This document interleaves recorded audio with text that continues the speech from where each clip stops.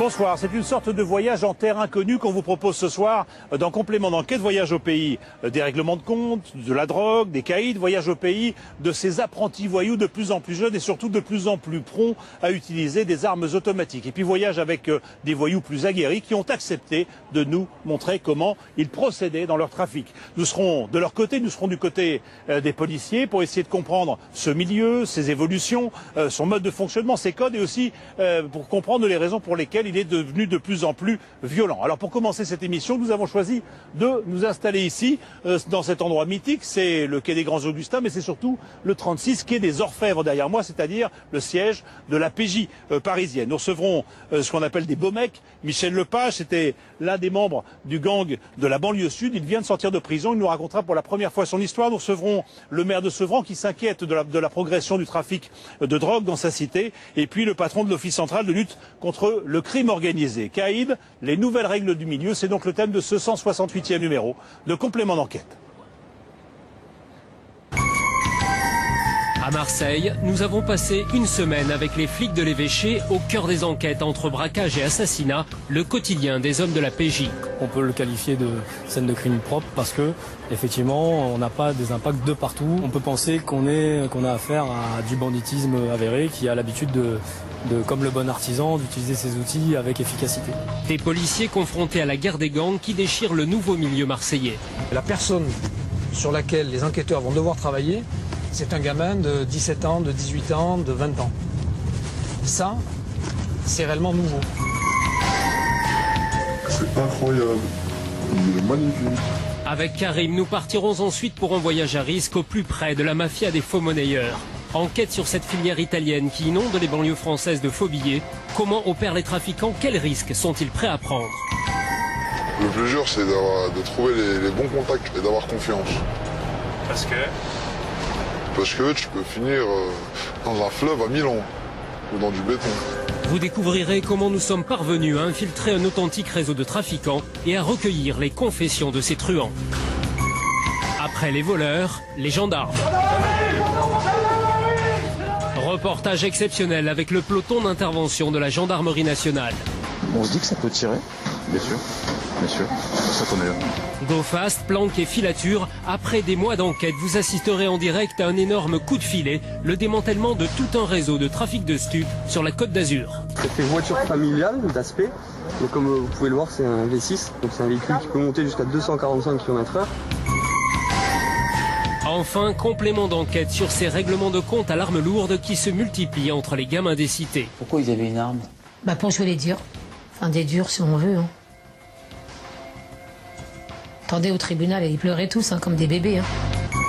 Ils ont entre 15 et 20 ans et comme dans les films ou les jeux qui les fascinent, ils n'hésitent plus à s'entretuer pour le contrôle du deal au pied de leur immeuble.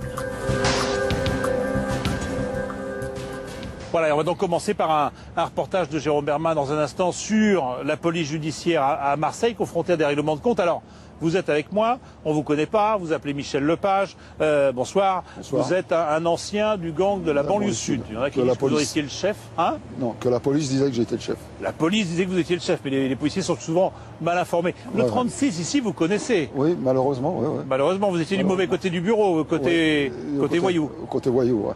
Bon, vous y avez passé des heures d'interrogatoire. D'interrogatoire, oui. Voyou, c'est un métier ou c'est quoi? Pourquoi on fait ce métier-là? Voyou, pour l'argent, hein. Simplement pour l'argent. Hein. Moi j'ai commencé comme ça, pour l'argent. J'ai commencé jeune, malheureusement, pour l'argent. Et j'ai continué pour l'argent. Et on est fasciné, il en faut toujours plus. Le train de vie augmente, donc c'est le train de vie qui commande, quoi. D'accord. Mais après, il y a la prison. Vous avez fait 23 ans mis bout à bout. Presque 25, oui. Presque 25 ans de prison. Donc on va parler de tout ça dans un instant, puis vous nous direz un petit peu votre histoire, comment vous avez commencé, etc. Vous avez écrit un livre, on va en parler, c'est en prison, vous venez de sortir, et c'est la première fois, et merci d'ailleurs de nous accorder cette interview, c'est la première fois que vous parlez de votre histoire à vous. Mais on regarde d'abord ce reportage, il est sur les règlements de compte, alors vous direz comment ça se passe, comment on se fait respecter dans le milieu. Les règlements de compte de plus en plus fréquents, ça se passe à Marseille, et c'est devenu, je dirais pas l'obsession, mais en tout cas la préoccupation du moment pour les policiers. C'est un reportage de Jérôme Bermin, de Régis Maté et d'Olivier Broutin.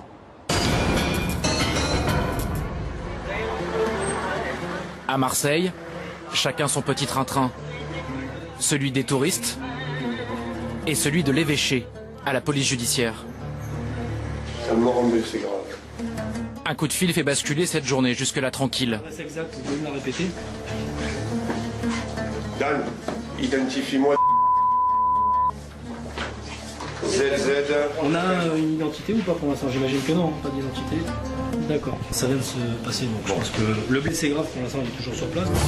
Toute la brigade se met en branle. Olive, on prend le groupe d'alerte, montant aussi. Vous dites à Valérie parce que... Nadir Nemouchi, 37 ans, est le chef de la crime. Non, je lui ai laissé un message, mais il faudrait... À droite, Philippe Albran, 44 ans, son adjoint. Si les deux patrons se déplacent ensemble, ce n'est pas pour rien. Encore une fois à Marseille, la poudre a parlé. Alors là, on va sur le secteur du 3e arrondissement de Marseille, en périphérie d'une cité qualifiée sensible. D'instinct, ils sentent qu'il s'agit d'un règlement de compte. 15 jours auparavant, un parrain des quartiers nord est tombé. C'est peut-être la revanche. On a très peu d'éléments pour le moment, mais on n'exclut pas que ce soit un possible match retour. En général, quand on a certains gros voyous qui tombent, il faut s'attendre assez rapidement à avoir les suites. Nous arrivons dans le quartier populaire de Saint-Mauron. Quelques badauds, les pompiers et police secours. Les coups de feu ont retenti il y a moins de 15 minutes. Nadir Nemouchi et Philippe Albran entrent sur la scène de crime. Et c'est exceptionnel, nous sommes autorisés. Allez-y, accompagnez.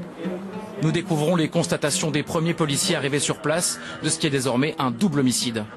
Les deux sont... Ok, d'accord. Première chose, parce qu'on était parti sur un blessé grave et un mort. Le premier, ils l'ont pas touché. Celui qui est passager, ils l'ont pas touché, il a la tête explosée.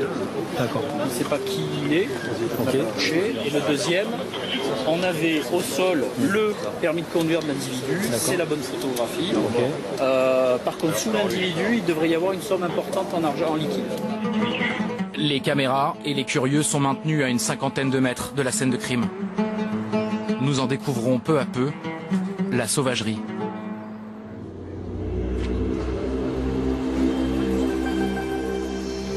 Les victimes sont criblées de balles. Au sol, une trentaine de douilles du 7,62 type Kalachnikov et du 9 mm. Sur l'asphalte brûlant, c'est comme si elles fumaient encore. Les deux hommes ont été abattus juste devant le local d'une association catholique, la Maison de Paix.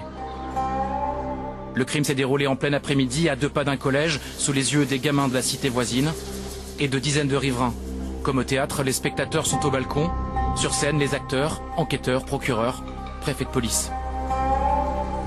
À Marseille, la mort est un spectacle qui fait partie du paysage. Rémi, c'est Philippe.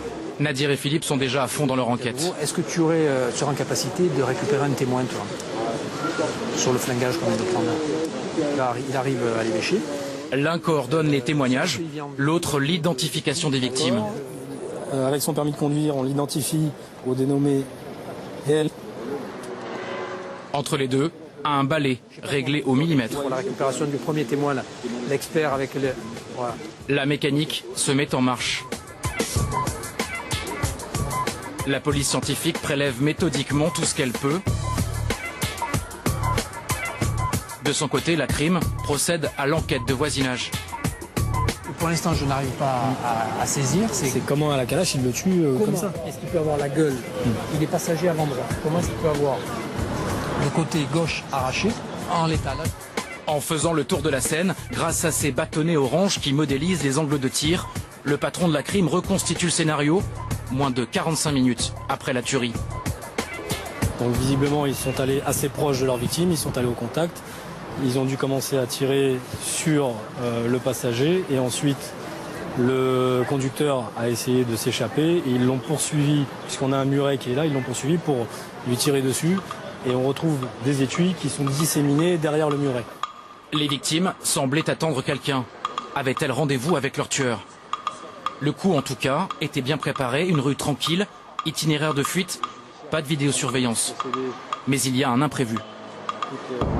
Un témoin, après une photo. Alors attends, concrètement, la photo, il l'a dans son appareil. Voilà, le monsieur est là, il l'a dans son appareil.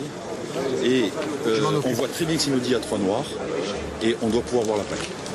La voiture était sans doute volée, les conducteurs cagoulés. Pour les pister, les enquêteurs doivent se pencher sur les victimes. 24 et 28 ans. Il n'y a pas de divinité, il n'y a pas de rigidité. Il est frais. D'abord identifiés comme de petits dealers, ils se révèlent très vite des truands confirmés. L'un d'entre eux est un Lyonnais fiché au grand banditisme, en fuite depuis 18 mois, un gros trafiquant de drogue. Ce qui explique peut-être cette exécution très professionnelle. C'est ce qu'on appelle parfois dans le métier ou dans le milieu quelque chose de propre, c'est ça? Voilà, c'est une scène, un règlement de compte propre, on peut le qualifier de scène de crime propre parce que effectivement on n'a pas des impacts de partout. On peut penser qu'on a affaire à du banditisme avéré qui a l'habitude de, comme le bon artisan, d'utiliser ses outils avec efficacité. Du travail de pro à Marseille, on en a l'habitude. Le directeur de la PJ est là, lui aussi. Ça hantise que la guerre des gangs ne s'intensifie. En tant que patron de la PJ, quand vous voyez ça, vous pensez quoi? Eh bien, je me dis que la période d'accalmie qu'on avait réussi à provoquer par certaines interpellations en fin d'année dernière, je me dis que cette période d'accalmie est peut-être terminée et je me prends à espérer que non. Voilà. La vie ne vaut parfois pas cher à Marseille. La vie ne vaut pas cher dans leur milieu, pas à Marseille. Je réfuterai toujours cette idée qui consiste à généraliser sur Marseille. La vie ne vaut pas cher dans leur milieu. Après 4 heures de travail minutieux, les traces du crime disparaissent une à une. Philippe et Nadir plient bagages. En partant, ils voient ce qu'ils ont vu 42 fois ces 2 dernières années. Du sang dans le caniveau. Après, un règlement de compte.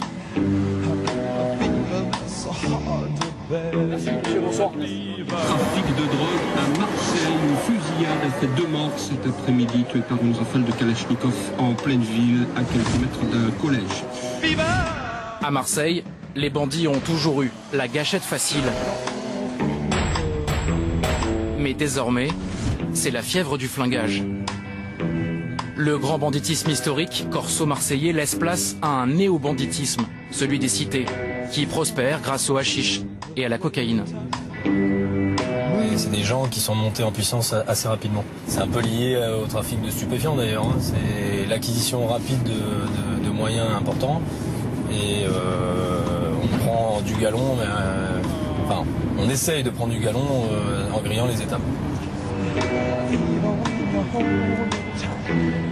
Ce qui est choquant maintenant, c'est de se transporter sur une scène de crime et de voir que la personne sur laquelle les enquêteurs vont devoir travailler, c'est un gamin de 17 ans, de 18 ans, de 20 ans. Ça, c'est réellement nouveau. Comment ces flics aguerris appréhendent-ils ce néo-banditisme? Comment les héritiers des brigades du Tigre luttent-ils face aux nouveaux caïds? Pour le comprendre, nous avons passé une semaine ici, à l'Évêché. Ancien siège épiscopal, devenu celui de la PJ. Les plus grands flics, les voyous les plus célèbres ont fréquenté ces couloirs. Je comptais aller au sport ce soir. Nous y avons partagé le quotidien des 140 officiers qui y travaillent. Oh, bel après-midi. Ouais, les patrons de la crime nous font entrer dans ce lieu mythique. Derrière cette porte à code, leur bureau. La DCRB, division criminelle et de répression du banditisme. Dans ce long couloir, on traite chaque année plus de 600 affaires. Une usine de la lutte contre le crime organisé. Nadir et Philippe lancent plusieurs groupes sur une enquête qui pourra prendre des mois. Philippe, J'arrive. On va mettre tous les chefs de groupe concernés. Ouais. Et puis... On va battre le rappel. Est-ce que, d'ores et déjà, on a un numéro de PV? Oui, 1232. Impeccable. Dans la bagnole, on trouve quelque chose de particulier? Dans la bagnole, rien de particulier. Sachant que la victime au sol, à l'extérieur, avait 300 et quelques euros sur lui et de la résine de cannabis, évidemment, dans la chaussette. Pour découvrir le quotidien de ces flics, Nadir et Philippe nous indiquent l'un de leurs meilleurs enquêteurs. Stéphane Gomez, 44 ans, dont 15 passés à l'évêché. Un pur Marseillais à l'allure débonnaire. Ces nouveaux caïds, il les pourchasse et les cuisine dans son bureau. Attends, là, je t'explique. Faut pas s'imaginer qu'on a affaire à des mafieux siciliens. Là, hein. On a quand même affaire à des gamins de cité qui sont pour la plupart du temps qui sont acculturés. Ne sont pas allés à l'école. Par contre, ce sont des gens qui sont très rapaces, ce sont des gens qui adorent l'argent. C'est donc quelque part leur force et leur faiblesse. Ça fait leur force parce qu'ils sont prêts à tout pour obtenir de l'argent, mais ça fait aussi leur faiblesse. C'est-à-dire que ce sont quand même des gens qui ont une forte propension à se trahir. D'accord ? Moi, ce que je note depuis quelques années, c'est que ces gens-là, le lundi, s'embrassent et le mardi, se tirent dessus. Le capitaine Gomez doit se rendre en périphérie de Marseille pour une enquête sur un règlement de compte. En route, il nous décrit cette ville où il a grandi et qu'il connaît par cœur. On va laisser passer les collègues. Non, non, non. La voiture est propre, elle est neuve. Moi, je dirais que c'est une ville pauvre. Il faut savoir qu'à Marseille, la moitié des habitants ne paient pas d'impôts, parce que tout simplement, ils n'ont pas les moyens. Donc c'est vrai que je me mets à la place du gamin qui grandit dans une cité dégueulasse, qui voit son père, mettons, au bout de 20 ans à l'usine, qui se fait virer, ou qui vit seul avec une mère divorcée. On va lui expliquer qu'il va se lever le matin à 6 h pour aller gagner le SMIC, voire moins. Et à côté de ça, il voit le petit caïd de la cité qui roule en Porsche. C'est compliqué de le motiver pour lui dire « Coco, va travailler ». C'est vraiment compliqué. Presque indulgent avec les jeunes qui dérapent, il l'est beaucoup moins avec leurs grands frères, ceux qui défouraillent à tout va. En 10 ans à peine, il a vu le milieu basculer. On peut dire que certains d'entre vous à la police de Marseille ici regrettaient l'ancien grand banditisme. La différence avec aujourd'hui, c'est que ces messieurs les hommes, comme ils s'appelaient, ils avaient au moins l'honnêteté, la délicatesse de se régler entre eux et d'éviter tant qu'à faire de tuer les femmes, les enfants et de tirer comme ça dans la rue, comme des abrutis. Son enquête aujourd'hui le mène de pizzeria en pizzeria. Voilà, idéal pizza. Tu vas voir, c'est ouvert ça? Là, c'est ouvert en plus, nickel. Il veut recouper des témoignages.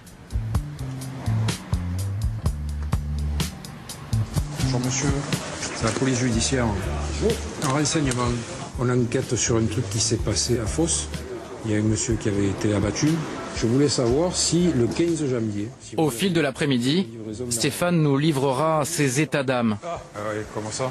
Pendant des années, il a eu face à lui un milieu structuré. Aujourd'hui, il se trouve parfois un peu désemparé. Magnifique. Il y avait une caractéristique chez le voyou marseillais, c'est qu'il avait du mal à s'éloigner de la région, y compris quand il était en cavale, qu'il avait chaud. Que ce soit à cause de nous, à cause de ses ennemis, le gars avait quand même du mal à s'éloigner plus loin qu'Avignon, quoi. Là, avec ces jeunes, les jeunes, ils partent en Espagne, ils partent en Italie, ils partent en Suisse, ils partent en Hollande, dans le nord de la France, en Angleterre, de partout. Ils ont compris que moins on reste longtemps à un endroit, moins on a de chances de se faire attraper. Donc ça rajoute une difficulté supplémentaire. Ces nouveaux bandits sans attache ont accès à des armes de plus en plus puissantes. Ce matin-là, nous allons en avoir la preuve. Nous fonçons vers la Ciotat, à 20 km de Marseille, où tout un quartier vient d'être brutalement réveillé. La cible, un distributeur de billets du bord de mer. Totalement éventrés, des éclats ont volé sur des dizaines de mètres. Spectaculaire mais mal maîtrisé. Les brigands ont tout détruit, mais ne sont pas parvenus à ouvrir le coffre. À l'intérieur, il y avait 130 000 €. Leur retrait n'a donc pas été effectué. L'homme de la PJ sur place, c'est Serge de César, de la brigade de répression du banditisme. Qui pense que là, il y avait un cache. Ces dernières semaines, les attaques comme celle-ci ont explosé. Il ne lui faut que quelques minutes pour tout comprendre. De ce qu'on peut savoir, ça s'est passé vers 6h50. A priori, donc, les gars ont pris leurs précautions suite à la première explosion d'entrer dans le local. Ils ont refermé derrière eux la porte. Ils ont fait sauter et suite à la deuxième explosion, la porte a été projetée à une quinzaine de mètres, quinzaine de mètres de là. Voilà.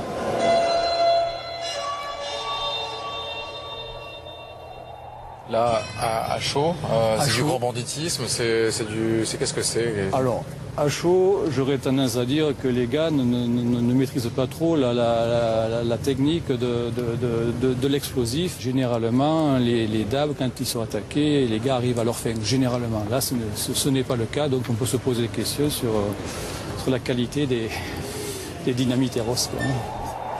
Des amateurs, certes, mais équipés tout de même de peintrites, un explosif militaire. Aux policiers, ils n'ont laissé qu'une voiture, incendiée, pour éliminer leurs traces. Hors caméra, Serge se montre plus inquiet avec son patron au téléphone. Oui, exact. Juste un petit point. Donc, on n'a pas de vidéo sur l'agence bancaire. Hein. Et là, ils commencent à taper fort les mecs. Là. Il faut les neutraliser, quoi. Neutraliser ces équipes, les flics de l'évêché y arrivent parfois. Un bon coup de Mistral dans le ciel du banditisme marseillais. Car la brigade criminelle prépare un coup de filet. Elle vient d'arrêter un suspect, encore une affaire de règlement de compte, vieille de 18 mois. Le lendemain, ce sont les tueurs et leurs complices qui doivent tomber. Tout va se dérouler en simultané, au petit matin. 5h30, Oui, ça va. début d'une longue journée. Comme un type qui se lève à 4h07. Avec Stéphane, Nadir, Philippe et 3 enquêteurs, On y va. nous prenons la direction d'Herbel, à l'est de la ville. Bon, la cité, c'est celle-là. Voilà. Une cité très sensible. Avec les 4 tours principales. 6h du matin, c'est l'heure légale d'interpellation. On est en train d'entrer dans la... C'est l'entrée de la cité. En l'espèce, c'est aussi une stratégie. Voilà, ce qu'on fait là avec un effectif très léger de nuit, de moins de 10 personnes, ne serait pas réalisable de jour. Et les situations qui seraient anodines ailleurs, ici, peuvent dégénérer assez vite. Leur arrivée se fait donc sur la pointe des pieds. La veille, Stéphane est venu repérer les lieux. Leur objectif est un homme d'une vingtaine d'années. La police a retrouvé son ADN sur l'une des balles du règlement de compte. Il vit encore chez ses parents. Bonjour monsieur, la police judiciaire. Monsieur... Non. Il est pas là. Déception, l'objectif n'est pas là. Alors Stéphane Gomez fait parler son sens de la formule. Ok, alors écoutez, l'affaire simple. Je vous explique. Nous, on est la brigade criminelle de la police judiciaire. Donc si on vient à 6h du matin, c'est pas pour rien. Alors, il y a deux solutions. Ou il vient nous voir rapidement, ou on va venir vous emmerder plusieurs fois par semaine. Le matin tôt, comme ça, le soir tard, on peut vous casser les couilles. Vous comprenez ce que je veux dire? Ok. Les policiers ressortent bredouille. Le problème, c'est que toutes les autres interpellations ont elles aussi fait chou blanc. Mais à peine le temps de rentrer à l'évêché, leurs cibles sont déjà là. Qu'est-ce que vous a dit de venir? Mon petit frère? L'un des hommes recherchés rapplique de son plein gré. Non, vous inquiétez pas. Sans savoir pourquoi on le recherche. Il est là aujourd'hui? 30 minutes plus tard, un second arrive. Une mauvaise surprise l'attend. Donc, dans le cadre de cette commission rogatoire, vous êtes placé en garde à vue. En garde à vue? Oui. Donc c'est tentative d'assassinat, assassinat en bande organisée, En août 2009. Ouais, Vous voyez de quoi on parle? On m'a dit l'affaire de meurtre, quoi. L'homme semble tomber des nues. L'affaire de meurtre. Je mange pas de ce pain-là, moi. Ce qu'on leur reproche, c'est d'avoir tué à l'arme lourde 2 hommes pour une affaire de drogue. La garde à vue, elle sert à ça. Mais il reste un dernier suspect, et c'est en prison qu'ils vont aller le chercher. Il est au Baumette. Tireur sur la tentative et flingueur sur l'homicide. Incarcéré depuis quelques semaines en préventive pour une autre affaire. On appelle ça une extraction. L'extraction, c'est tout. Extraction, puis... Oh, pardon. Nous accompagnons 3 enquêteurs en caméra cachée, car dans quelques instants... Bonjour, pareil, une extraction. Nous serons assis à côté du tueur présumé. Le voici, un jeune homme qui a déjà un beau pédigré dans le milieu. Son regard est glaçant, reptilien. Les policiers pensent qu'il est impliqué dans une dizaine de meurtres. Entre flics et flingueurs, on fait le point sur l'actualité, les derniers règlements de compte. Saïd. C'est ici Et il y a eu l'autre, l'oncle farfelu, là. Ouais, non. 22 mois, il y en a eu. Ah oui, hein. Tu connaissais, mec? Non. Impassible, l'homme semble presque détendu. Il encourt pourtant la perpétuité. Pendant 3 jours, les suspects font l'aller-retour entre geôle et audition. Ils ne lâchent rien, mais les enquêteurs ont rassemblé suffisamment d'éléments. On a combien de présentations là, Philippe? Sur les 3 présentations, on a eu 3 mises en examen et 3 écrous. Les règlements de compte occupent une grande partie du travail de ces policiers, des affaires compliquées où personne n'avoue. Bien souvent sur ces dossiers-là, ce sont des faisceaux d'indices qui nous permettent de déterminer qu'ils ont une responsabilité dans ces actes. Ce qui veut dire que c'est par conséquent des affaires criminelles dans lesquelles on a un taux de réussite qui est moins important que dans les affaires criminelles classiques. On doit être de l'ordre d'un taux d'élucidation de 33 à 34% sur ce type d'affaires. Dans les couloirs de l'évêché, c'est toujours l'effervescence. Pendant notre tournage, les limiers de la crime ont eu à gérer un règlement de compte, 2 meurtres sur la voie publique et même l'arrestation d'un tueur en série.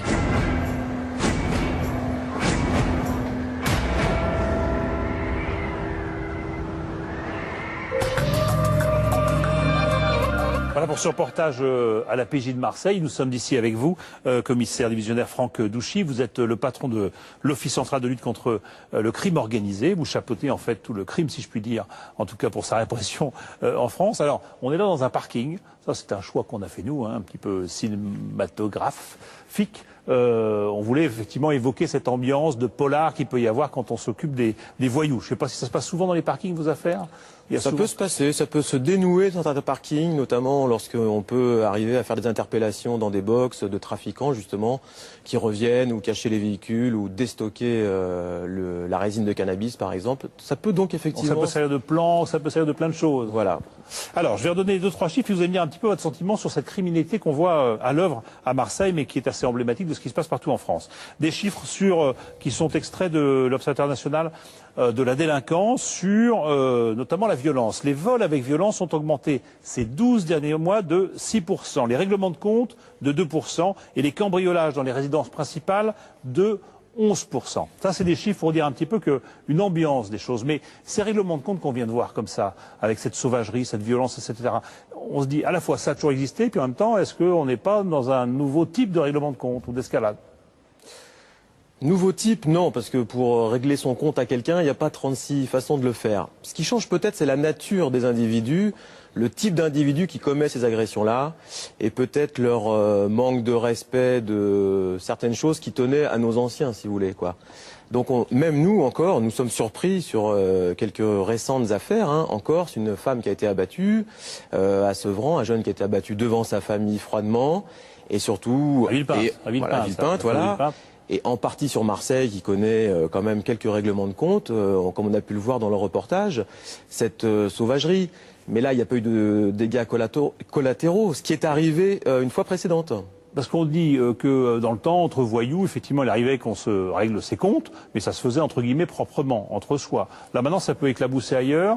On peut s'en prendre éventuellement aux familles, on peut s'en prendre éventuellement à des jeunes. Par manque de professionnalisme, par précipitation, par l'utilisation d'armes lourdes et automatiques, on peut tuer des collatéraux, on peut faire n'importe quoi et voir des situations dégénérer au-delà de ce que les malfaiteurs recherchaient.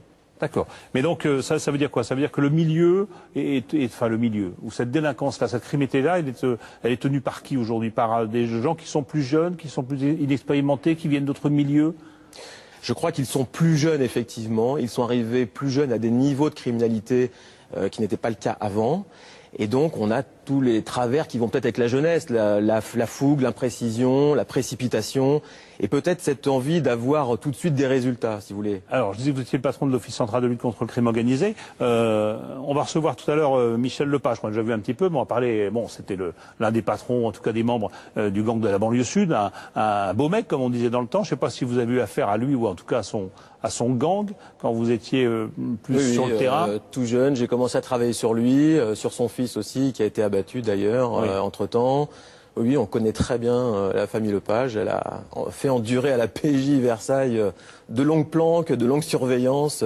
Bon, mais un milieu comme ça, est-ce qu'effectivement il est un peu mythique? Est-ce qu'il a des codes, un honneur, des pratiques qui sont différentes du milieu d'aujourd'hui? Oui, on va dire qu'il était plus structuré, plus figé. D'ailleurs, pour nous, c'était un petit peu plus facile parce qu'il était plus identifié, en fait. Voilà. Bon, le code de l'honneur, moi, j'en pense pas grand-chose parce que je pense que dès qu'il y a de l'argent à faire, ces individus vont le faire. Michel Lepage a été interpellé quand même pour une affaire d'héroïne, faut pas l'oublier, même s'ils s'en vendent pas. Mais les choses étaient peut-être pas prévisibles, mais c'était moins débordant qu'aujourd'hui, quoi. C'était moins fou qu'aujourd'hui. Aujourd'hui, c'est fou. Oui, tout s'est accéléré hyper vite. On a quand même ce sentiment-là que les plus jeunes utilisent toutes les facilités des moyens de communication d'aujourd'hui. Ils n'hésitent pas à mettre de la distance entre nous et eux. Ils n'hésitent pas à faire feu de tout bois. Oui, ils utilisent tous les moyens qu'ils ont. Et de toutes armes aussi. Et de toutes armes, effectivement. Bon, vous savez, après la guerre, les malfaiteurs ont utilisé les stocks de l'armée américaine, donc on avait quand même des armes automatiques qui représentaient à l'époque ce qui se faisait de mieux. Aujourd'hui, on a des armes type Kalachnikov qui sont quand même relativement plus meurtrières que nos vieilles Sten, hein, si vous voulez. Donc tout s'accélère, tout va plus vite, mais comme dans toute société. Tout monte d'un cran. Et la drogue aujourd'hui, ça reste ce qui innerve tout ça, et qui nourrit tous les trafics, qui nourrit tous tous les trafics, mais la grande partie de la délinquance est issue du trafic du stupéfiant. Oui, ça c'est clair. L'emploi des armes, vous en servez pour braquer, mais on voit aussi maintenant des armes qui sont utilisées dans le cadre des règlements de compte. Or, ce qu'on a vu sur le reportage sur les règlements de compte, notamment à Marseille, vous avez compris qu'ils étaient tous issus d'un litige qui ressortait du trafic de stupéfiants. Entre soi et entre bandes, qu'effectivement, parce qu'on a la question, avec l'autre. Très sincèrement, en termes d'analyse, la question se pose. Soit c'est parce qu'il y a encore beaucoup de concurrence, d'accord? Il faut éliminer. Voilà. Soit c'est parce que le marché est presque saturé, donc il faut là aussi se faire sa place, quoi. Ça devient de plus en plus dur pour eux aussi. Alors, merci beaucoup, commissaire. On va partir faire un voyage avec un malfaiteur, justement. Et là, on s'est fait un petit peu peur, pour tout vous dire, parce que, je ne sais pas si vous le savez, enfin, vous le savez, mais il faut savoir que la France est le premier pays en matière de trafic de faux billets, de fausses monnaies, et que cette fausse monnaie vient, pour l'essentiel, de l'Italie. Eh bien, Romain Verlet et Héloïse Mallet, essentiellement, pour un sujet qui est monté aussi par Vincent Buchet, eh bien, se sont amusés, si je puis dire, avec un authentique voyou de la région parisienne, à aller jusqu'en Italie. Il a accepté de leur montrer comment ça se passait quand on allait se fournir en faux billets.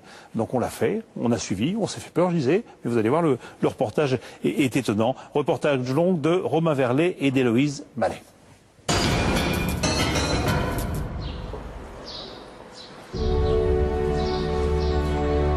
Glissé à l'intérieur de ce prospectus, une marchandise très précieuse.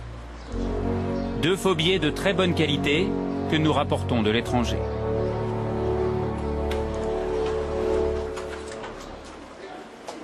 Avec, nous entrons dans un bâtiment du ministère de l'Intérieur. Bonjour. Bonjour, Bonjour. On nous a proposé des faux billets de visiblement bonne facture et je voulais vous les montrer. Est-ce que vous pouvez Ils ont été déjà bien manipulés. Oui, c'est ça. Au niveau des empreintes, on va pas commencer par là. C'est plus l'analyse technique du billet qui nous intéresse. Tiens, Catherine, je te laisse examiner déjà le 20.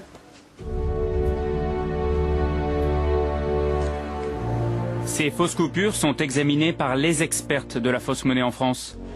Et au premier coup d'œil, elles sèment le trouble tant l'imitation est parfaite. Je crois qu'il y a un piège dans ce billet. Pourquoi il y a un piège? Je ne sais pas. Léger malaise pour ces spécialistes. Oui, je pense. C'est quoi le piège? Je ne sais pas. Je vous assure que c'est un faux. Hein. Hésitation car la coupure est très bien imitée. Le 20 € est le billet le plus contrefait. C'est celui qui passe le mieux chez les commerçants. Et même sur la table lumineuse, on a du mal à distinguer le vrai en bas, du faux au-dessus. Ce qui est pas mal fait sur ce billet, c'est ce qu'on appelle le filigrane, qui est donc le monument qu'on retrouve donc en ombré. Donc on voit que les faussaires ont quand même travaillé les finitions. Autopsie de ce faux billet. Tout est copié. La bande argentée, le fil de sécurité, la couleur, le vernis et même le bruit. Après une demi-heure d'analyse, pas de doute pour ces policiers, c'est du travail de professionnel, pas de la photocopie couleur. Ah, bah, écoute, a priori, d'après ce que je vois, il pourrait bien s'agir d'une contrefaçon offset. Hein. C'est une contrefaçon italienne. Offset, ça veut dire quoi, madame? Donc, l'offset, c'est une production industrielle. C'est une production qui est faite en grande quantité sur des machines donc d'imprimerie, telles qu'on peut l'utiliser en matière de presse pour réaliser les journaux. Donc on peut imaginer la journée, on fait les journaux et la nuit, on fait des faux billets sur la même imprimante. Absolument, sur la même... ça pourrait être le cas. La fabrication de fausses monnaies est considérée comme un crime contre l'État. Les peines sont lourdes, jusqu'à 30 ans de prison. Nous allons vous révéler comment nous nous sommes procurés ces contrefaçons. Où et comment sont fabriqués ces faux, presque parfaits. Voyage à risque en Italie, au plus près de la mafia. 4 jours en caméra cachée, à la rencontre de trafiquants puissants et dangereux. Des faussaires liés au grand banditisme qui inondent la France de leurs faux billets.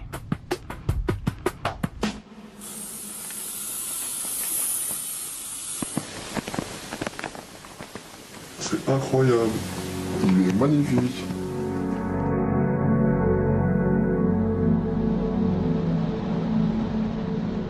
Quelques jours plus tôt, nous roulons depuis 6 heures direction la région de Milan. Nous ne partons pas seuls pour cette enquête en Italie. Impossible d'approcher ces trafiquants sans un homme de confiance. Un Français nous accompagne, il connaît très bien la filière. Il souhaite rester anonyme, nous l'appellerons Karim. Ce trajet, tu l'as fait combien de fois? Plein de fois, mais pour plein de causes différentes. Et qu'est-ce que tu as déjà ramené d'Italie? J'ai ramené un peu de tout. De l'argent, des armes, tout. Tout ce que tu ne trouves pas en France. Et j'ai même ramené des êtres humains. Pour faire quoi? Pour les faire passer, qu'il n'y avait pas de papier. Pas encore 30 ans, et déjà un éloquent CV de voyou. Vol de marchandises, trafic en tout genre, braquage, et plusieurs séjours en prison. Ouais, et à la douane. Si vous me laissez passer, ils sont cool là, c'est au retour, hein, ça va se compliquer. Bienvenue en Italie. À partir de maintenant, personne ne doit savoir que nous sommes des journalistes. Nous rangeons notre caméra de télévision.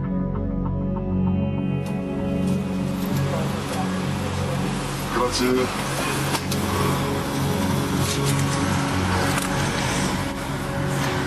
Arrivez-vous là? Impossible de pénétrer cette mafia italienne sans jouer un rôle. Karim nous a imposé un scénario. Il joue l'intermédiaire pour des nouveaux dans le business. La caméraman et moi, nous nous faisons passer pour un couple de riches parisiens. Et nous cherchons 1 million d'euros en faux billets. Et c'est avec de vrais trafiquants que nous allons négocier.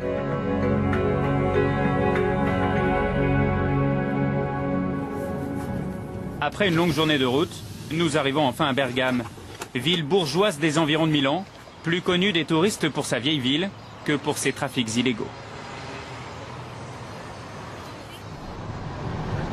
Karim connaît Bergame comme sa poche. Il y est venu des dizaines de fois pour faire des affaires avec le milieu.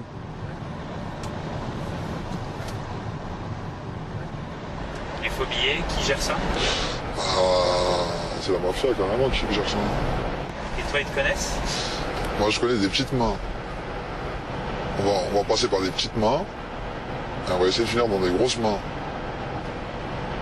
Le plus dur c'est de trouver les bons contacts et d'avoir confiance. Parce que? Parce que tu peux finir dans un fleuve à Milan ou dans du béton. Une mafia puissante et dangereuse. Karim connaît les bonnes adresses, les bonnes personnes. Là on rentre dans la rue de tous les trafics.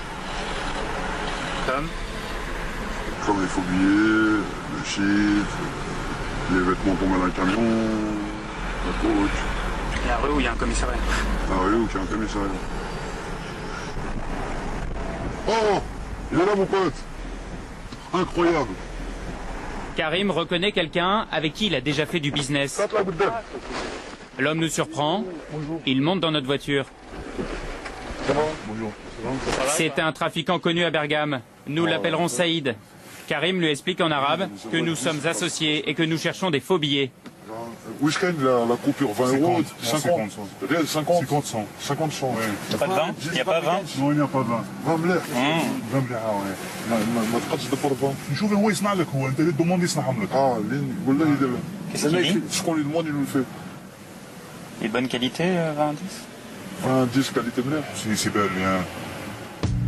Il promet de la qualité, un travail à la commande, tout est imprimé sur place, pas de stock, trop dangereux. Ça a l'air simple, on s'attend déjà à voir la mallette de faux billets, mais le faussaire va nous tendre un piège en nous proposant une coupure qui n'existe pas. C'est un très très magnifique les billets. 1000 euros. 1000? Tu as besoin? Ça laisse pas, jamais. Non, il est là ici. 1000 Il n'y a pas les deux. Non, promis, non. C'est pas possible. Le billet de 1000 n'a jamais eu cours. Le trafiquant se méfie de nous. Il nous teste et ce n'est que le début. L'homme accepte de nous montrer un 50 euros, mais avant, il va falloir rouler 1 heure, sortir de la ville, passer 4 fois au même endroit, histoire de vérifier que l'on n'est pas suivi. On arrive finalement sur la place d'un petit village. On se gare. En ce dimanche, tout est désert. Karim et le faussaire descendent. Ils vont discuter à la terrasse d'un café. Nous devons rester sur la banquette arrière et on n'est pas très rassurés.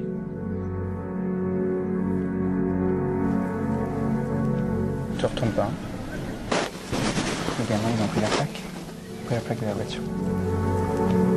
Effectivement, on est observé à la loupe. La tension monte d'un cran. Le village semble être contrôlé par la mafia. Une dizaine de personnes passent autour de notre voiture. Karim revient nous décrire la situation. Vous savez, ils nous ont envoyé le petit jeune qui était sur le côté et t'as le black qui a fait le tour de la place, qui s'est touché le nez. Ça a fait plein de codes, ça a fait plein de techniques pour voir si... Moi perso, j'aurais été tout seul, ça aurait été direct, tu vois. Une autre gueule. Une belle française, ils voient un beau mec de Paris, avec une vermine comme moi, et ils comprennent pas, tu vois. Dans la région, il y a eu d'importantes saisies de faux billets ces dernières semaines. Alors les trafiquants sont sur leur garde. Ils nous demandent, à notre tour, de sortir de la voiture quelques instants. Sans doute pour vérifier que nous ne portons pas d'armes, que nous ne sommes pas des policiers en civil. Après 2 heures d'observation, Karim revient enfin avec un échantillon. Ah merde. Qu'est-ce que t'en penses? Bof, hein? Ah, tu vois. Il sera mieux. Tu vois, il y a le filigrane, même pas, s'il est là. Donc c'est pas terrible? Ouais, il est pas terrible, celui-là. Ça, c'est la deuxième chose. Toutes ces précautions pour nous proposer une vulgaire contrefaçon. C'est la technique classique des trafiquants avec les débutants. Ils essayent de vendre à prix fort des produits de mauvaise qualité. Fin de notre journée, retour à l'hôtel avec Karim. Il est furieux. Il a demandé aux trafiquants de nous présenter demain du premier choix. Les faux monnayeurs italiens sont reconnus comme les meilleurs dans ce secteur technique et très lucratif. La fausse monnaie, quand elle est bien faite, c'est vraiment des gros sous. Mais c'est un marché, c'est un business qu'il faut de l'argent pour le faire, parce qu'une machine, elle n'est pas donnée. Et le papier non plus, il n'est pas donné. Voilà, là, on peut vraiment parler de mafia. Donc il faut avoir de l'argent pour faire de l'argent. C'est un trafic qui a un peu changé, c'est-à-dire qu'avant, il y avait plein de petites mains. Avant ça les imprimait sur des petites machines HP et tout. Aujourd'hui, les mecs, ils ont été investir des grosses machines. Il y en a même qui en ont fait construire en Thaïlande ou en Chine, des machines. Mais les machines les meilleures, c'est ceux qui viennent des bracos.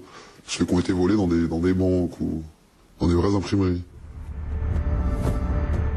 Et c'est le lendemain que nous allons rencontrer d'autres membres de cette industrie mafieuse. Ils vont nous montrer de la marchandise de très bonne qualité. Et une nouvelle fois, cela va être très compliqué. Bonjour.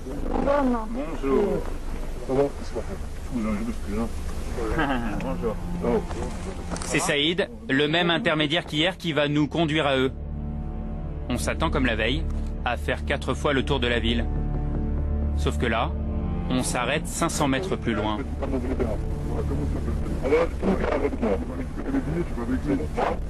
Il demande à ma consoeur de descendre, de le suivre seul. Elle est équipée d'une caméra cachée, pourvu qu'il ne la fouille pas. Les voilà partis dans les rues de Bergame pendant une demi-heure. Ils marchent côte à côte, en silence. Saïd, le trafiquant à la veste rouge, glisse dans sa poche un prospectus qui va servir à la transaction. De longues minutes d'attente à un carrefour. Puis d'un coup, tout s'accélère. Il traverse et se dirige vers la grande parfumerie du centre-ville. Sur son chemin, il est rejoint par un de ses complices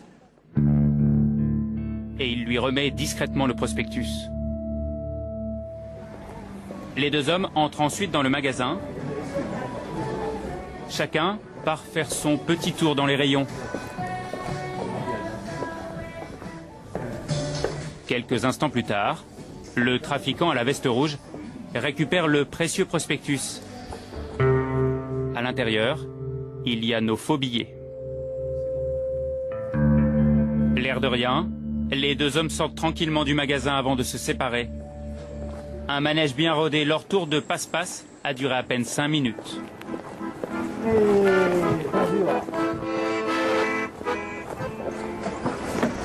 À partir de maintenant, on nous laisse un quart d'heure pour nous décider. Dans le prospectus, en fait, ce sont des échantillons. S'ils nous plaisent, on donne notre feu vert et les faussaires lancent l'impression. Il leur faut 24 heures pour fabriquer 100 000 € en faux billets. Nous montons rapidement dans notre chambre d'hôtel, examiner la marchandise.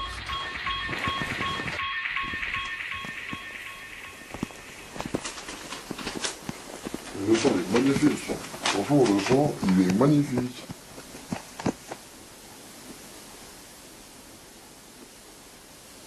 C'est incroyable. Regarde là, ma chère. Ça, regarde comment il va briller.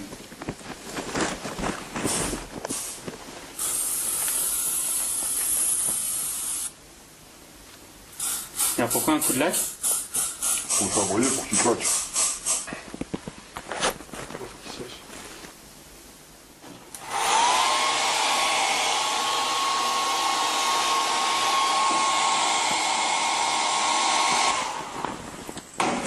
Alors?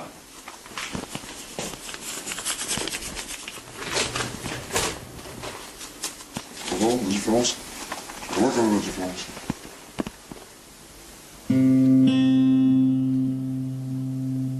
Il le négocie à combien? On va voir.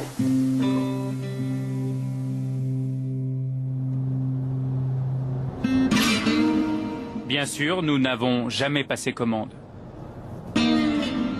Nous sommes déjà sur la route du retour. Bergame est loin. Nous laissons derrière nous la mafia, leur planche à billets et une superbe affaire.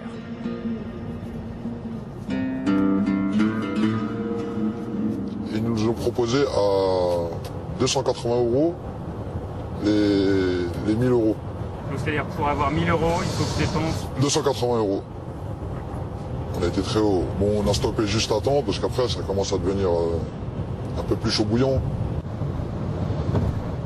C'est-à-dire que là, Là, si on aurait voulu, on aurait fait venir 28 000 euros, on aurait pris 100 000 euros facilement. D'accord. Et comment se serait passée la transaction? C'est simple. On s'enferme dans une chambre d'hôtel, le gars il vient avec les 100 000 euros, pendant qu'il y a une partie qui compte les faux billets, il y a une partie qui compte les vrais billets. Et après la remise de la cargaison, il faut la remonter en France. Le plus souvent bien caché dans une voiture, et le passage de la frontière est le moment le plus périlleux. Karim en sait quelque chose. Nous on va passer serein parce qu'on n'a rien à se reprocher.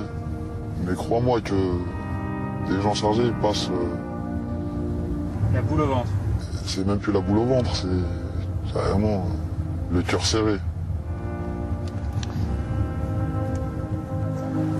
Grazie, signor.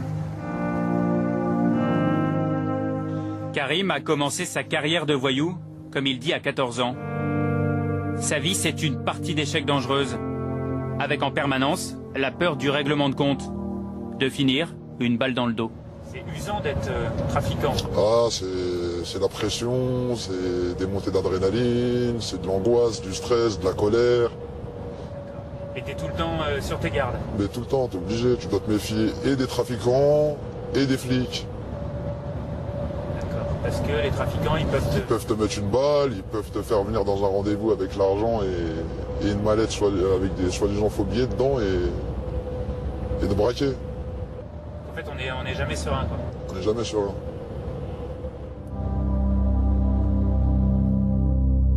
Nous avons vécu 4 jours avec lui, au contact de la pègre. Une expérience angoissante et parfois grisante. Mais Karim, lui, cela fait 15 ans qu'il est dans le métier. Aujourd'hui, il est fatigué de cette vie de truand. En fait, on dit voyou, voyou. Pour moi, voyou, ça veut rien dire. C'est pas un boulot d'être voyou. Comment tu te qualifies, toi? Moi, franchement, je me qualifie comme un lâche.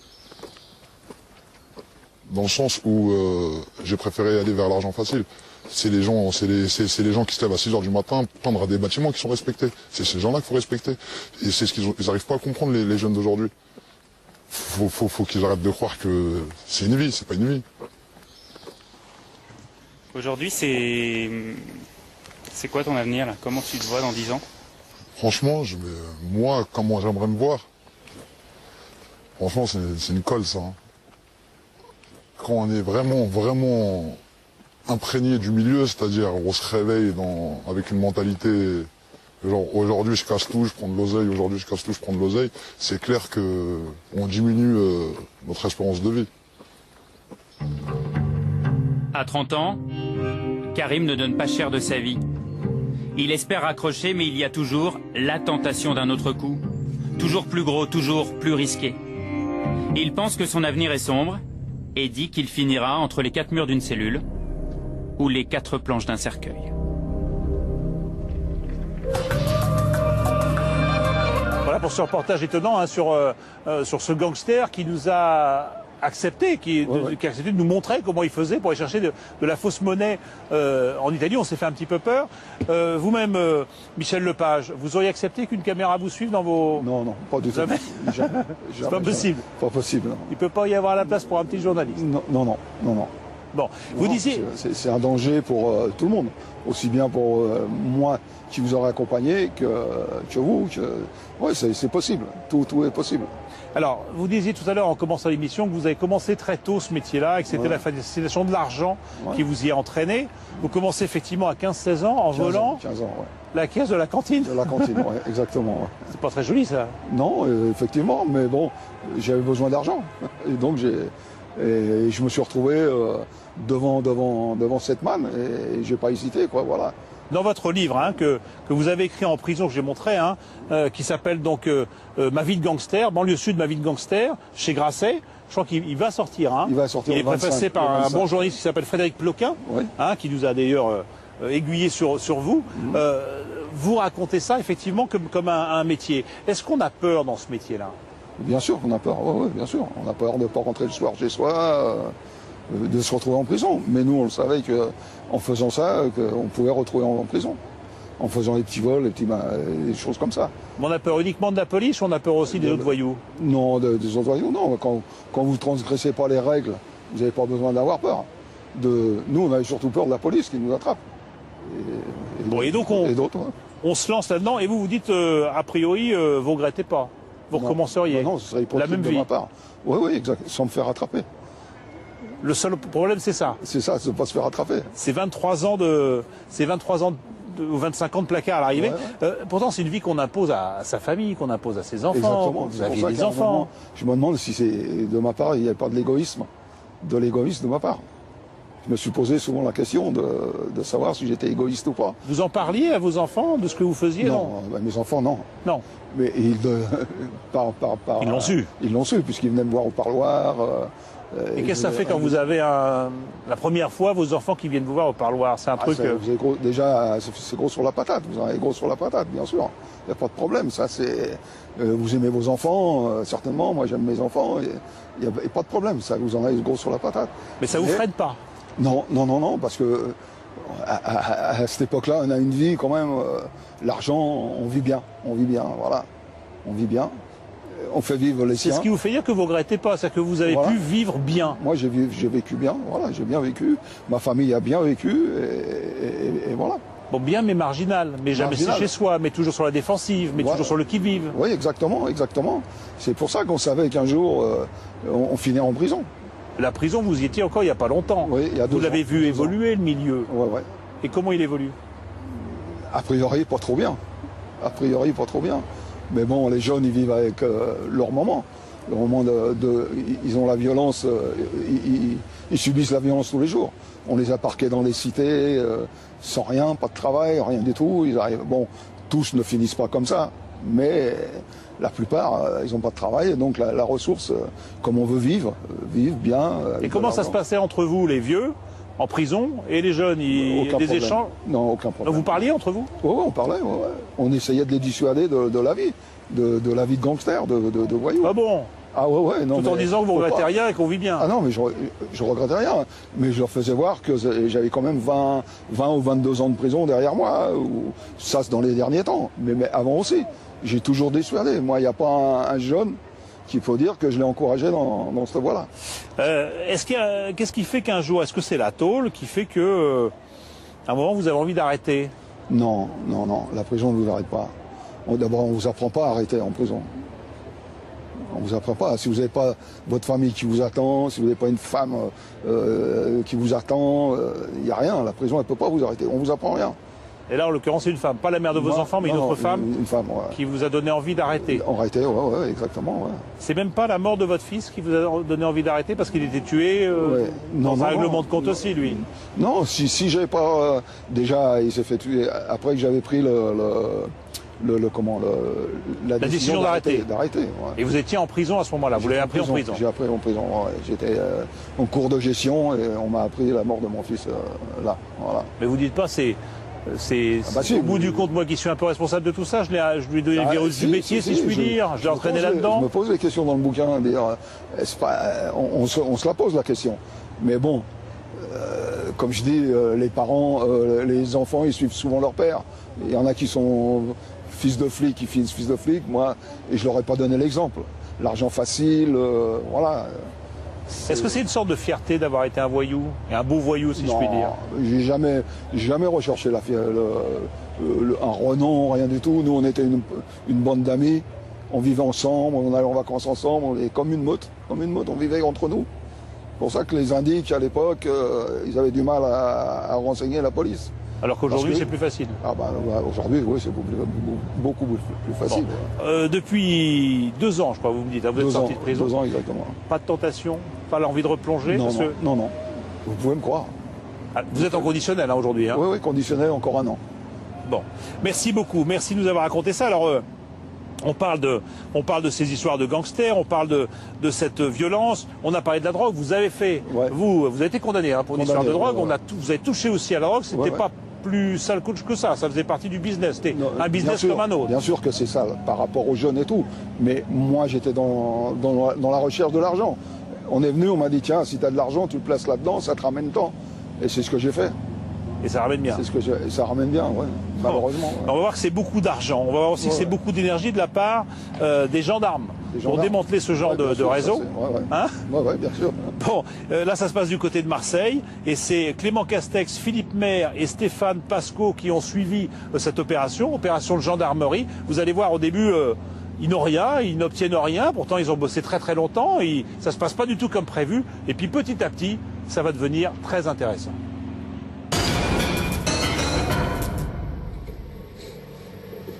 Dans le couloir d'un immeuble de Cannes, 6 h du matin, le début de la fin d'une longue enquête pour ces gendarmes, la fin d'un gigantesque trafic de drogue. Ce commando s'apprête à défoncer une porte.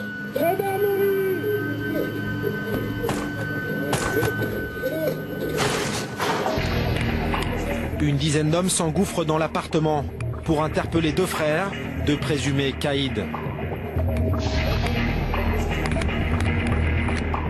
Ce matin, un seul est présent. Il dormait. Couché à terre, il est menotté et interrogé à chaud par un enquêteur.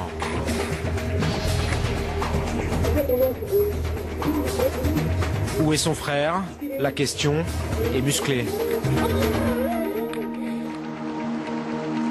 C'est que ces 2 garçons appartiendraient à un réseau colossal de trafic de drogue sur la Côte d'Azur, Cannes, quelques jours avant le festival. Nous sommes la veille de l'interpellation, la veille d'une opération majeure pour les gendarmes. Ils comptent mettre la main sur 20 personnes, 20 cibles, qui brassent hashish et cocaïne par tonnes. Briefing du directeur d'enquête, un des chefs de la section de recherche de Marseille. Interdiction de montrer son visage ou celui de certains de ces hommes dont l'apparence ne doit pas être connue du grand banditisme. Cette affaire, c'est plus de 2 ans de travail. Ça démarre le 16 mars 2009. Un individu qu'on va surnommer X se fait tirer dessus et prend une balle 11,43 sur la commune de Mougins.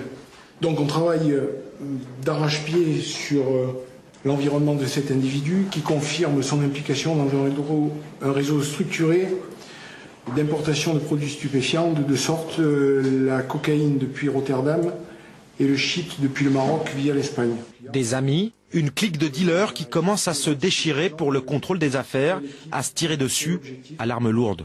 Toujours est-il qu'on est sur du très dangereux. Donc pour demain matin, on se réunit tous à 5h15 au groupement.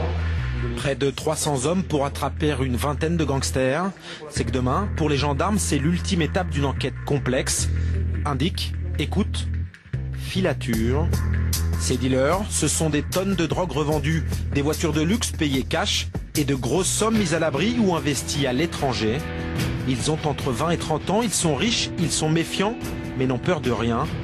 L'un d'eux a même renversé et tué un policier espagnol avec sa voiture bourrée de drogue avant de fuir.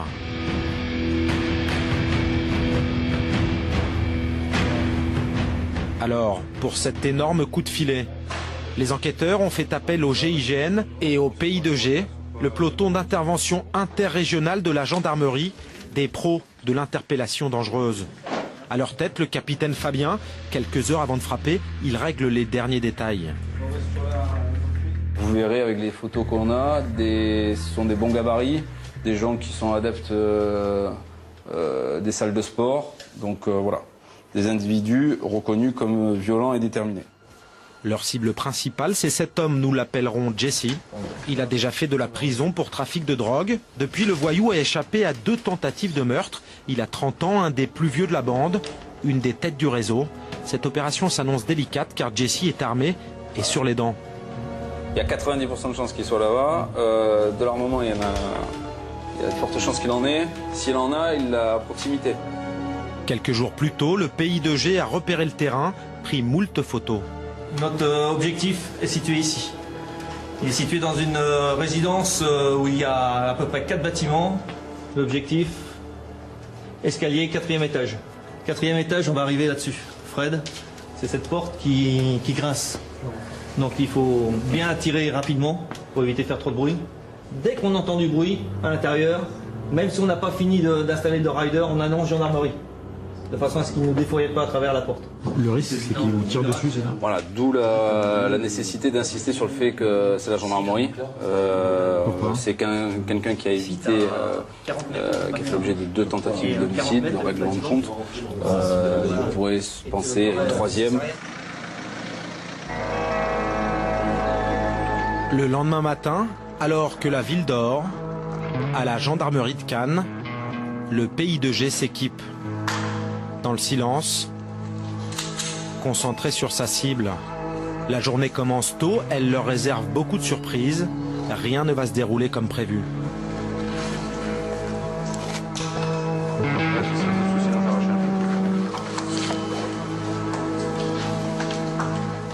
Comment on se sent avant une intervention comme ça? Bah, il y a le palpitant qui monte, mais bon, tout va bien, on est serein. On se dit que ça peut tirer? Bien sûr, c'est pour ça qu'on est là.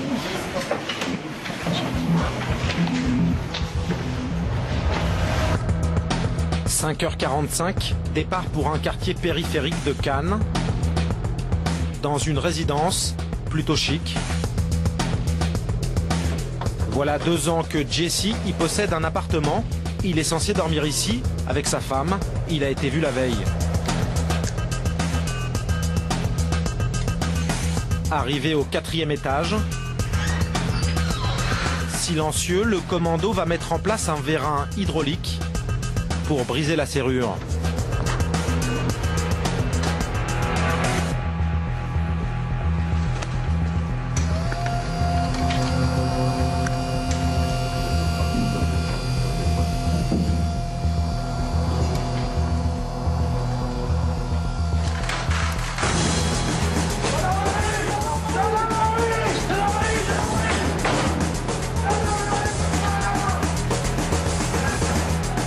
Hommes dans un 3 pièces vite fouillé.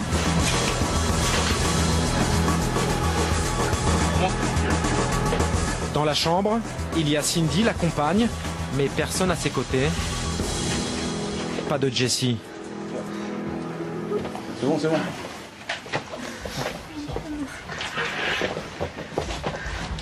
Il est où? On a besoin de savoir rapidement où il est votre conjoint. Je sais pas. Comment ça? Je sais pas. Il dort pas là d'habitude? Il est pas avec vous? Si. Bon, il est où là? Mais en fait, je sais pas. Où est-ce qu'il est susceptible d'être? Je sais pas, il m'a dit qu'il part avec un copain et... Avec qui? C'est qui? Je sais pas, il m'a dit je pars avec un copain, ne t'inquiète pas. Il est parti avec sa voiture, il est parti avec quel véhicule? Je sais pas je sais pas parce que moi j'étais là quand il est parti. L'homme a quitté le domicile il y a moins d'1 heure, parti sans son portable avec un ami. Pour le capitaine Fabien, c'est un échec. Vous êtes déçu? Oui, bien sûr.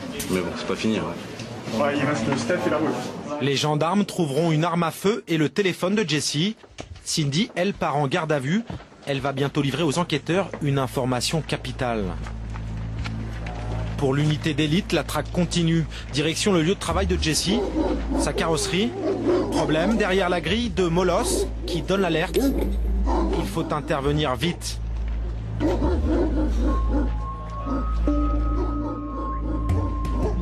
Jesse vient ici tous les jours. Il vend ferraille et pièces détachées. Partout, des carcasses de voitures. Ce garage, il le partage avec 2 associés, soupçonnés eux aussi d'être au cœur du trafic.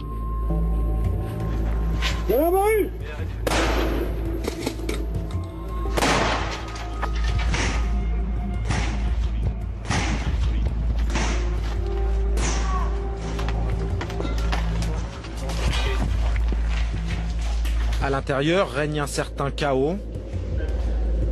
Pas un bruit. Les lieux semblent déserts.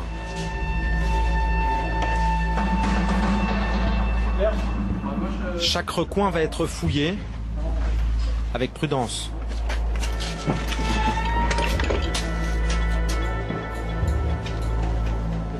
Rien, encore une fois.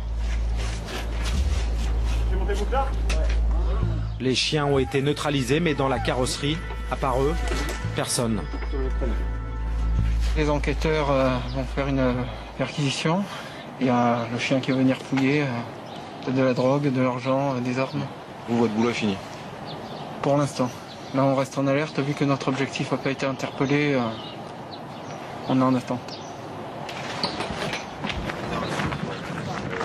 Menotté arrive l'associé de Jesse, Joseph, la cinquantaine. Il vient d'être arrêté chez lui. La perquisition peut commencer. Joseph se présente comme un simple carrossier. Vous êtes ce qu'on appelle un délinquant, un bandit? Et moi? Ouais. Mais moi, monsieur, vous savez ce que je suis, moi? Je suis un travailleur. Vous savez, moi, regardez mes mains, je fais que travailler. Je suis dans l'atelier, je suis pas dans le bureau. Dans le bureau, c'est pas moi qui, c'est mon collègue. Et dans le bureau, les enquêteurs et leurs chiens vont faire quelques trouvailles. D'abord, un pistolet de petit calibre, puis un fusil, une Winchester et des plaques d'immatriculation. Je sais pas tout ça vient. Ça n'est pas tout. Une plaquette. Plaquette de résine. Bon, là, il y a une plaquette de résine de cannabis. Regardez le chien, là, comme il a marqué comme un dingue. Bien. On a déjà servi pour Winchester. Pourquoi vous voulez qu'elle ait servi? C'est pour découvrir, c'est pas pour... Je tue pas des gens. Hein. C'est juste pour décoration. Un fusil de décoration avec tout de même le chargeur plein. Joseph part pour 96 heures de garde à vue. Dans le faux plafond du bureau, les gendarmes ont aussi trouvé un contrat. Il concerne la location d'un box pour une voiture à 2 heures de route d'ici, dans les Bouches-du-Rhône. Peut-être une planque pour Jesse. Les gendarmes décident de s'y rendre. Cheveux blonds, en civil, c'est désormais l'enquêtrice Schmitt qui prend la direction des opérations. Voici 2 ans qu'elle décortique la vie et les activités illicites de Jesse. Elle ne connaissait pas ce box. À l'intérieur, une voiture, une familiale, mais rien d'autre. Les propriétaires du box ont été convoqués. En fait, il nous a loué ce garage il y a un mois, pour un an. Voilà, il nous a payé effectivement l'année complète parce qu'il nous a simplement dit que il avait peur de ne pas se souvenir des prélèvements. L'homme a payé cash 1 an d'avance. Sur le contrat, le nom du locataire ne dit rien aux gendarmes, mais la photo de ce passeport belge ne laisse pas beaucoup de doutes. Moi, je l'ai jamais vu, moi. Voilà. Ouais, mais attends, Ils se ressemblent en tout cas Ouais, sur les photos. Putain, mais Jean-Marc, tu m'as dit qu'il avait une bonne bouille. Je peux pas vous dire, moi, je veux pas vous influencer. Alors... Non, mais c'est lui, avec la barbe. Et la barbe, elle montait plus. Ce box, c'est bien Jesse qui l'a loué avec de faux papiers. Arrive le chien, il cherche drogue et billets de banque. Non, pour l'instant, il n'y a rien extérieur. On verra après à l'intérieur. Rien pour le moment, mais la voiture va être emmenée en lieu sûr pour être ouverte.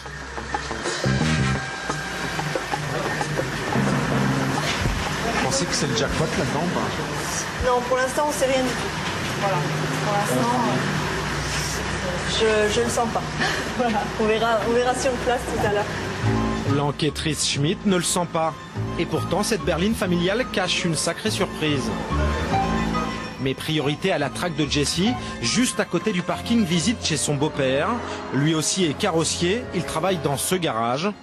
Il sait peut-être où se cache son gendre. Bonjour. Bonjour, monsieur. C'est la gendarmerie, monsieur. Bonjour. Il est où? Il est à Cannes, à sa carrosserie là-bas.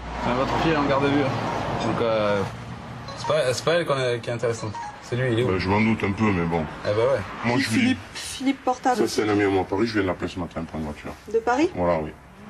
Vous savez pourquoi on recherche votre gendre? Je sais qu'il fait des trucs, il s'est fait tirer dessus, donc il doit pas faire des trucs nickel. Voilà, je vous dis la vérité. Voilà. Ben oui, ben monsieur, vous me posez la question, je vous réponds de suite. Vous bien que si on est là, c'est pas pour Si c'est fait tirer dessus, c'est pas pour n'importe quoi non plus. J'ai essayé d'en parler, mais il n'y a pas eu de dialogue, alors voilà. Aucune info. Jesse reste introuvable. Et vous pensez que votre cible sait que vous le cherchez? Non, je pense pas qu'il puisse le savoir là. Parce que les moyens de communication qu'il a ne sont pas ceux qu'il a habituellement et les gens pour le joindre, je pense que ça va être difficile. Mais bon, ça peut être une possibilité. Il est peut-être en fuite? Je pense pas. Je pense pas. Midi, coup de téléphone. Oui, allô? Et bonne nouvelle, Oui. en garde à vue, la femme de Jessie vient de livrer un nouveau numéro, celui d'un portable acheté la veille par le garçon. Il l'a sur lui, les gendarmes viennent de le localiser. Il est en route vers le nord. Pourquoi je m'en doutais? Ouais. À quelques jours du festival de Cannes, peut-être la Hollande et sa cocaïne, les enquêteurs décident d'attendre qu'il redescende, sûrement chargé de drogue. En attendant, à la gendarmerie, la voiture du box est fouillée. C'est le chien qui ouvre le bal. Il marque derrière. Attiré par l'arrière du véhicule, on lui ouvre le coffre. Dedans, un sac de sport. Il est rempli de cash. Énorme. C'est énorme l'argent qu'il y a là-dedans. La propriétaire du box est soufflée. J'ai jamais vu autant d'argent de ma vie. Vous êtes contente? Oui, c'est toujours une réussite. Disons que ça justifie un petit peu notre travail depuis des mois et probablement ce véhicule était préparé pour les Go Fast. Un Go Fast, un véhicule prêt pour charger et convoyer de la drogue. Habituellement de grosses voitures allemandes, voyantes. Celle-ci a des airs de voiture de monsieur tout le monde. Ça n'est pas le cas. Ça fait voiture familiale d'aspect, mais comme vous pouvez le voir, c'est un V6. Donc c'est un véhicule qui peut monter jusqu'à 245 km/h. Et à l'intérieur, on voit aussi un siège auto pour enfants. Ça, c'est un leurre également en passant à la frontière. Ça fait voiture familiale. Hein. Donc on se dit, c'est une famille qui passe tranquillement. Ça, c'est le réservoir lave-glace. Bon, comme on voit là, il est découpé. Ça peut servir à introduire des bonbonnes de cocaïne ou d'héroïne. L'entrée est petite, mais ça peut contenir jusqu'à 1 kg. Qu'est-ce que c'est ça? Donc c'est 2 téléphones portables, donc conditionnés avec les batteries de rechange. C'est pour pas se faire repérer, essentiellement changer de téléphone régulièrement. Le sac plein de billets va passer entre les mains d'un expert de la gendarmerie.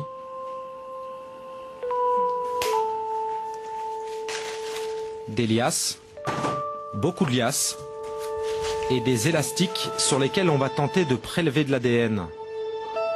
Ensuite, il s'agit de compter l'argent.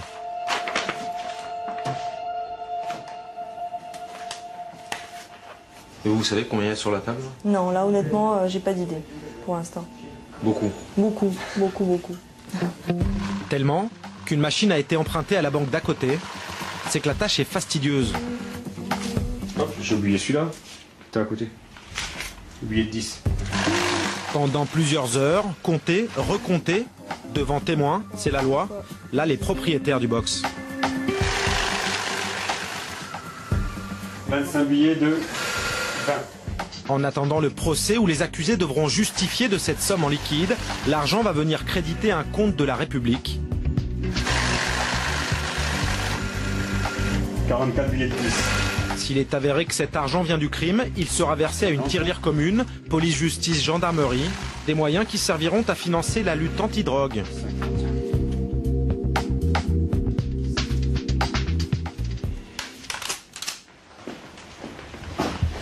Alors 128 700 euros. Ça fait... Tu vois, j'ai tous les détails. Il y a 1878 billets de 10 euros, 3796 billets de 20 euros, et ainsi de suite. Hein, pour un total qui a valu 130 000 euros en espèces. D'accord. C'est beaucoup d'argent. Oui, c'est quand même une belle somme, 130 000 euros. On peut acheter un appartement, on peut acheter beaucoup de choses avec ça. Ça leur fait mal, vous pensez? Oui, bien sûr. Délesté de 130 000 euros, Jessie sera arrêté quelques heures plus tard par le GIGN à un péage alors qu'il rentrait chez lui. 4 heures du matin, gendarmerie de Mandelieu en banlieue de Cannes.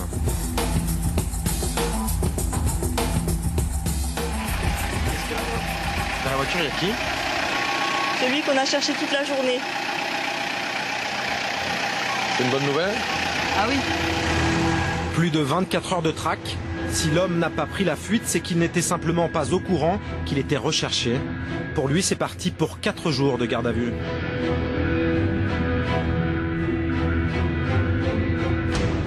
Le lendemain matin, la fouille de la voiture de Jessie n'a rien donné. Elle porte les marques de l'intervention violente du GIGN Vitres brisées, mais à l'intérieur rien, ni produit, ni argent. Ça n'était pas un go fast. Malgré tout, les charges contre Jesse restent lourdes. Pour les enquêteurs, il est ce qu'on appelle un gros bonnet. C'est quelqu'un qui pèse, puisqu'on le retrouve au cœur de l'ensemble des infractions sur lesquelles nous travaillons aujourd'hui. Trafic de stupes, mais également tentative d'homicide. Il a été plusieurs fois la cible de tentative d'homicide, de règlement de compte. Par ses copains, a priori? Par ses copains d'hier, qui ne le sont plus en raison du gain alléchant. Des copains d'avant, aujourd'hui rivaux. En 24 heures, toutes les cibles ont été arrêtées. 20 personnes sous les verrous. Jesse, lui, jure être innocent. Vous savez pourquoi vous êtes là? Non. Vous vivez de quoi? C'est quoi votre vie? Je suis SDF. On entend parler de trafic de stupéfiants, ça vous concerne? Je sais pas. Ce que Jesse ne sait pas non plus, c'est que les gendarmes viennent de faire une belle prise. Dans un autre box, ils ont trouvé du hashish. Beaucoup. Un box loué au nom de Joseph, l'associé de Jesse au garage. Lui soutient n'être qu'un prête-nom. Tu sais ce que c'est? Je sais ce que c'est pas des plaquettes pour se laver les mains, non? C'est pas du savon. Ces plaques comportent des logos. Vous voyez, là vous trouvez un D, là vous avez un 1. C'est une marque. C'est une marque de fabrique. Comme Lacoste, comme Nike ou n'importe quoi. Ça permet de définir un producteur et la provenance du produit. Il y a combien là? Il y a combien de kilos? En quantité, il y a environ 70 kilos. Ça fait beaucoup d'argent. À la revente, ça représente quoi? Peut-être entre 200 et 250 000 euros. Et ça allait où ça? Dans la rue, ici. Ça allait approvisionner le marché, le bassin canois en fait. Revendu dans la rue par les dealers. Troisième jour de garde à vue, vous vous sentez comment? Toi, tu sens comment? Les taux se resserrent autour de Jesse et ses comparses. Il va être présenté au juge. Vous pensez que vous allez sortir bientôt? On va demander ça au juge. Peut-être demain ou après-demain. Pas sûr. L'homme sourit, mais il risque 30 ans de prison. Au final, cette affaire, c'est un très gros réseau démantelé et des saisies en masse. Des villas, des comptes bancaires, 400 000 euros en liquide, près de 200 kilos de hashish, 5 de cocaïne pure. Sur la Croisette, la fin d'un joli festival de Cam.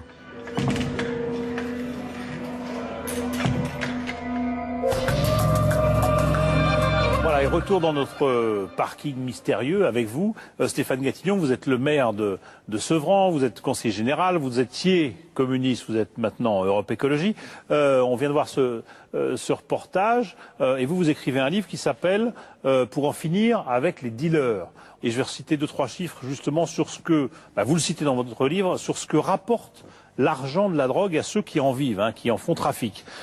C'est environ, d'après des chiffres qui sont quand même relativement officiels, c'est 500 000 euros par an pour 700 à 1000 grossistes. C'est 80 000 euros par an pour 6 000 à 13 000 revendeurs et c'est 7 à 800 euros par mois pour 100 000 dealers. Là aussi, ça fait beaucoup d'argent. Comment ça se passe dans votre ville, à l'échelle de Sevran? Ce trafic, vous le constatez, vous le voyez? Bien sûr, aujourd'hui, une ville comme Sevran, malheureusement, fait souvent l'actualité sur des règlements de compte. Donc les gens aujourd'hui, partout dans le pays, voient souvent Sevran après des règlements de compte. Voilà, donc on a des gens qui aujourd'hui se font tirer dessus en ville parce que des groupes, des gangs en fait, règlent leurs comptes pour obtenir des points de deal. C'est-à-dire qu'aujourd'hui, avant, les points de deal se vendaient, c'est-à-dire qu'il y avait un pas de porte. Souvent, suivant le chiffre d'affaires du point de deal, c'était entre 25 et 50 000 euros. Le pas de porte était vendu.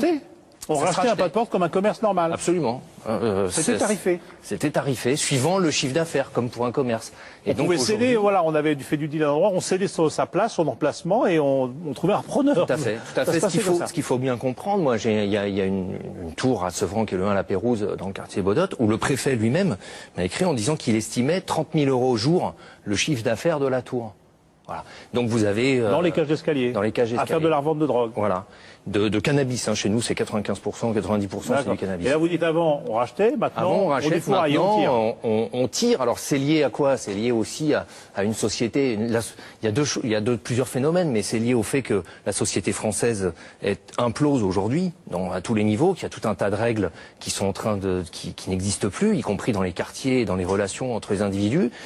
C'est lié au fait qu'on est une société violente, c'est lié au fait aussi que le marché, notamment de cannabis, est aujourd'hui saturé. C'est-à-dire qu'aujourd'hui, il n'y a plus de nouveaux points qui s'ouvrent. C'est-à-dire que, y compris, donc, on est dans un marché saturé. Donc, il faut s'échanger au début, on se revend les lieux de deal, mais maintenant, on défouraille pour les récupérer. C'est un marché énorme. Ce qu'il faut bien comprendre, le marché du cannabis, c'est qu'on est dans une consommation de masse, contrairement à la cocaïne. C'est-à-dire qu'aujourd'hui, on a quand même, vous n'avez pas dit, mais il y a 12 millions de personnes officiellement qui ont essayé de consommer du cannabis. Il y a 4 millions de personnes qui consomment plus ou moins régulièrement, donc une fois par mois à peu près. Il y a 1 800 000 qui consomment chaque semaine. Et il y a 550 à 600 000 personnes qui consomment tous les jours. C'est beaucoup de monde. Donc c'est beaucoup concerné. Bon, la cocaïne, c'est 250 000 cocaïnomanes. Donc vous voyez, ça... Bon, vous dites qu'il y a beaucoup de règlements de compte. Et c'est vrai qu'on a relevé, je regardais dans l'actualité, ces derniers mois, à Sevran, il y a eu pas mal de... Toutes les semaines, en ce moment, il y a quasiment en France des règlements de compte et des morts, que ce soit dans toutes les zones du pays. Là, et qui peuvent toucher de façon quelquefois spectaculaire, comme on le disait tout à l'heure, à Villepinte, où il y a eu un môme qui s'est fait comme ça tirer dessus par peut-être une affaire de drogue, en tout cas chez lui, devant ses parents. Enfin, chez lui. Bon, il s'est fait assassiner comme ça. Bon. Et à Sevran, il y a eu d'autres affaires qui touchent souvent des jeunes. Ce sont les jeunes qui sont touchés, enfin des jeunes, des 18-20 ans. On a une évolution aussi. Avant, c'était beaucoup des gars de l'immeuble et qui connaissaient les gens qui habitaient l'immeuble, qui faisaient le trafic en bas. Et donc, ils connaissaient les gens. Ce qui a accru aussi le sentiment d'insécurité et de violence et de tension qu'il y a, c'est qu'aujourd'hui, c'est plus forcément des gens de la cité. Des gens de l'extérieur qui viennent prendre possession de la cage d'escalier. Non, non, pas du tout. Des gens de l'extérieur qui vont venir, c'est les petits dealers qui touchent entre 800 et 1400 euros par mois, en ce qu'on disait. C'est les petits, donc, ces gens-là viennent bosser à la journée. Et donc, ils sont payés à la journée ou à la semaine, mais ils connaissent pas les gens du quartier. Donc, c'est pour ça qu'aujourd'hui, pour rentrer, il y a des halls où les gens sont obligés de présenter leur carte d'identité pour rentrer chez eux. Parce qu'en fait, ils sont pas connus des gens qui tiennent en bas. Ça, vous le voyez chez vous? Ça existe chez nous, mais ça existe à Sevran, comme ça doit exister dans le sud. Quand on a vu notamment quand ils font la grande sédie des 70 kilos, c'est vendu dans des cités du sud de la même façon. Vous allez au-devant de ces mômes, de ces jeunes, de ces habitants, pour certains. Vous êtes audible, vous, le maire? Il faut comprendre. Enfin, aujourd'hui, on est dans une situation où je pense on n'arrive plus à tenir. Je veux dire, aujourd'hui, y compris un préfet comme le préfet de Seine-Saint-Denis dit « je fais la guerre aux dealers ». Et d'ailleurs, les scènes qu'on a vues dans le reportage font plutôt penser des fois au Mexique qu'à la France. Quand on voit l'intervention, bon, nous on a les interventions du GIR, là c'est de la gendarmerie, donc on est quand même dans des propos très, très durs. On fait la guerre. Moi aujourd'hui, je suis contraint de demander au préfet une intervention massive. Le préfet, c'est le préfet Lambert, c'est un homme de confiance de Nicolas Sarkozy qu'il a mis dans le 9-3 pour faire de ce département un test de sa politique contre la drogue. Voilà, aujourd'hui on est obligé de demander une présence massive de la police, et moi je demande une présence massive dans des quartiers quand il y a des règlements de compte comme ça, pour faire force d'interposition entre les groupes. C'est-à-dire qu'il faut une présence massive pour éviter que les gens se règlent des comptes aujourd'hui. Entre bandes. Entre bandes. Entre trafiquants. Entre trafiquants pour récupérer. Il faut juste simplement se mettre entre les deux pour éviter qu'il y ait trop de massacres. Il faut que la police, exactement, c'est une force d'interposition. Comme demain, on va demander l'armée, les casques bleus. Absolument. Mais sinon, il y a des règlements de compte qui se font dans la rue. Ça s'est produit à Sevran récemment, en pleine journée, entre une moto et une voiture. Les mecs qui sont sortis, se sont tirés dessus dans la rue, ou dans les halls d'escalier, ou en plein jour. Les gens sont terrorisés. Et donc aujourd'hui, face à ça, les gens chez vous, à Sevran, les gens qui habitent là, ils ont peur. C'est normal, ça se passe. Vous avez qu'à demander aux enseignants qui sont dans l'école à côté, parce que la vie est continue. On est dans des mondes parallèles, donc la vie est continue et c'est normal. Mais il y a des gens qui va qu'à leurs occupations, et en même temps il y a ça. Qu'est-ce qu'ils vous disent les gens? Qu'est-ce qu'ils attendent de vous? De moi, je pense, de me battre et d'essayer d'obtenir Le problème aujourd'hui, c'est que face à tout ça, je pense que plus personne maîtrise, y compris le préfet Lambert, qui est en guerre depuis 1 an contre les trafiquants. Bilan en Seine-Saint-Denis. Ils mettent des moyens quand même. Ils ont mis les moyens quand même sur le. On met des moyens, mais en même temps, ils vident la mer à la petite cuillère. Ça veut dire que quand on démantèle, y compris le réseau qu'on a vu à Cannes, c'est-à-dire que certainement dans 1 mois, peut-être même pas, il y a un autre réseau qui va prendre la place. Et donc aujourd'hui, dans un hall d'immeuble, vous démantelez un réseau, il y en a un autre qui prend sa place. Alors, je rappelle votre livre, ça s'appelle Pour en finir avec les dealers, et qui est un cri aussi d'alerte sur ce qui se passe dans vos villes, dans nos villes, et avec une idée effectivement qu'il sous-tend, je disais, qui était de dire, puisqu'on n'y arrive pas, autant sortir de cette prohibition. Alors, on parlait des jeunes et de ce qui se passe justement de ces jeunes qui font les guetteurs au bas des tours et qui peuvent être victimes aujourd'hui de règlements de compte de façon assez régulière. Que se passe-t-il? Pourquoi ces règlements de compte? Samuel Humez, Antoine Husser et Anne Cohen sont donc allés enquêter.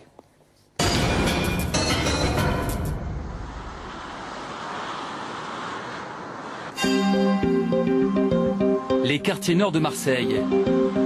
David Reverdy les arpente depuis des années. Ce policier, délégué syndical, a bien voulu nous servir de guide dans ces cités. Avec notre policier, nous sommes retournés sur les lieux du meurtre, ici dans le quartier du Clos-la-Rose. 7 mois après le drame, sur les murs, les stigmates de la fusillade sont toujours là. Voilà, donc on arrive au fameux bâtiment. Voilà. Donc ça c'est des impacts de Kalachnikov et de balles qui ont été tirées. La vitre était, bien sûr, tout était cassé, il y avait pas mal de dégâts sur le lieu. Une stèle à la mémoire du jeune homme a été posée au pied de l'immeuble, à l'endroit même où il est mort. Il est minuit ce 19 novembre 2010, lorsque 2 voitures s'engouffrent dans la cité. À leur bord, un commando masqué armé de Kalachnikov. Il tire une première rafale sur Jean-Michel, assis devant ce mur. Il s'effondre et meurt quelques minutes plus tard. Les tueurs contournent le bâtiment et tirent une seconde rafale devant ce hall, au moment où un garçon de 11 ans sort de l'immeuble. Il est grièvement blessé. Pour les enquêteurs, aucun doute, c'est un règlement de compte lié à la drogue. 4 mois plus tôt, un trafic de cannabis avait été démantelé au même endroit. Le lendemain du décès, malheureux, parce que ça reste un mineur et qu'on est tous sous le coup de l'émotion malgré tout, le trafic reprenait, puisque tout le monde avait repris sa place. Soudain, David Reverdy s'interrompt. Un adolescent surgit de la cage d'escalier. Non, file pas, t'inquiète pas, la famille est au courant, il n'y a pas d'histoire. On n'est pas là pour remuer la merde. Lève ta caméra, tu comprends pas. Il est à peine 7 heures en ce samedi matin. Le jeune homme s'installe tranquillement à son poste, sur cette chaise juste en face de l'immeuble. Tu peux nous dire pourquoi t'es là à 7 heures du matin Travail, ton matin. T'attends. Mais 7 heures du matin, c'est quand même étonnant. On va aller faire les courses.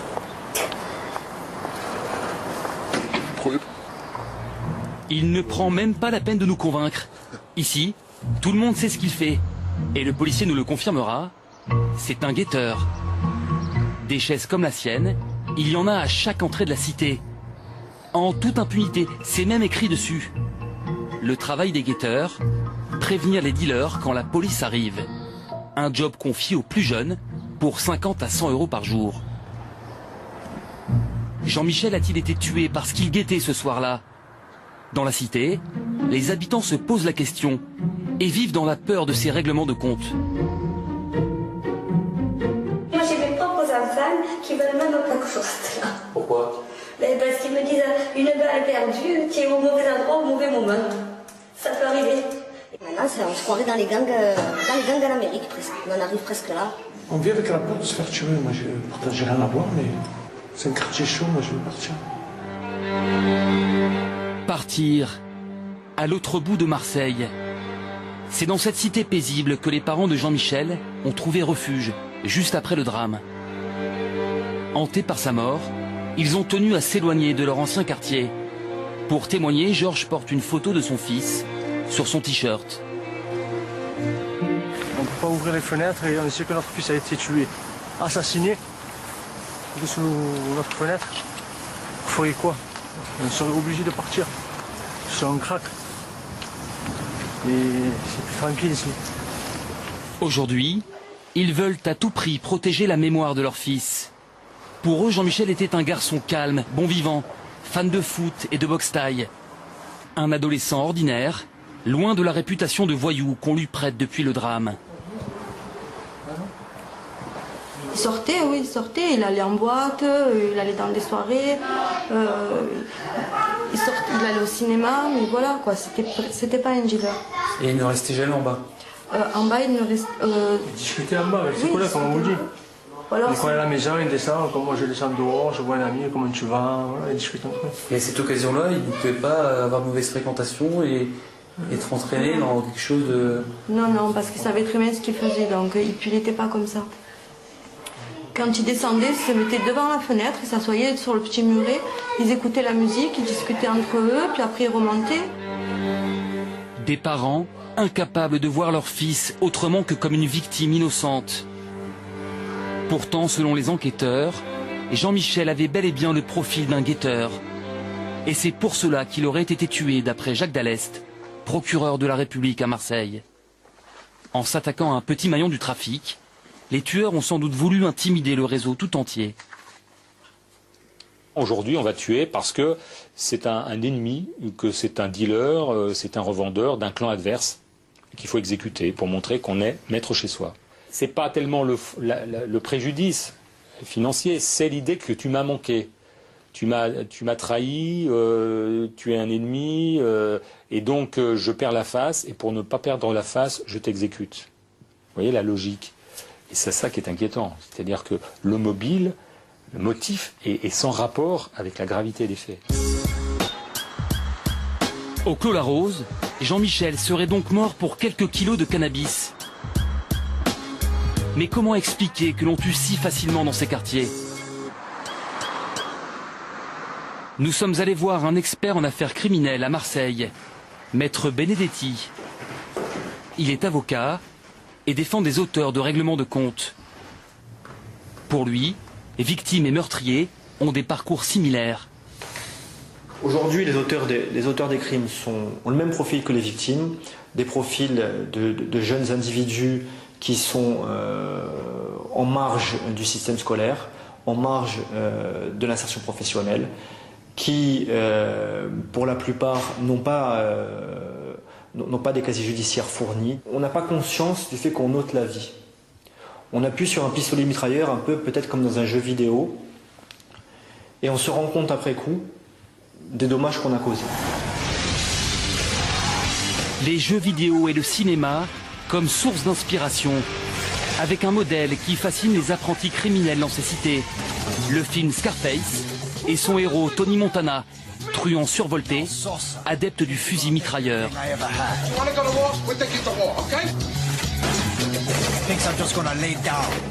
Vous avez le parrain qui existe en jeu vidéo, vous avez l'ascension de Tony Montana qui existe en jeu vidéo, où le but du jeu c'est d'éliminer les concurrents. Et vous éliminez les concurrents avec des kalachnikovs, avec des grenades, avec des Uzi.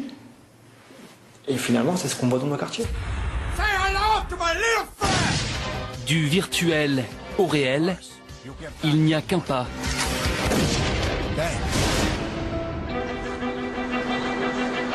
Comme à Villepinte, près de Paris, où en avril dernier s'est déroulé un scénario digne d'un polar américain. Dimanche, 5 h du matin, 4 hommes cagoulés entrent dans la maison de ce père de famille en se faisant passer pour des policiers. Ils rassemblent les parents et leurs enfants dans le salon, puis vont chercher le fils aîné dans son lit. Ils obligent le garçon de 21 ans à s'agenouiller et, sous les yeux de sa famille, l'exécutent de 3 balles dans le corps.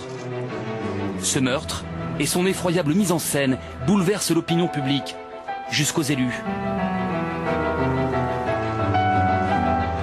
C'est la première fois qu'il m'arrive de serrer dans mes bras un père qui a vu son fils se faire assassiner. Donc oui, je suis ému. Des commandos prêts à tout, armés jusqu'aux dents. Une dérive inquiétante pour les policiers. Nanterre, siège de la Brigade nationale de répression du banditisme. Le commissaire Sébastien Lothar est l'un des spécialistes de la lutte contre le trafic d'armes. Et il a du boulot.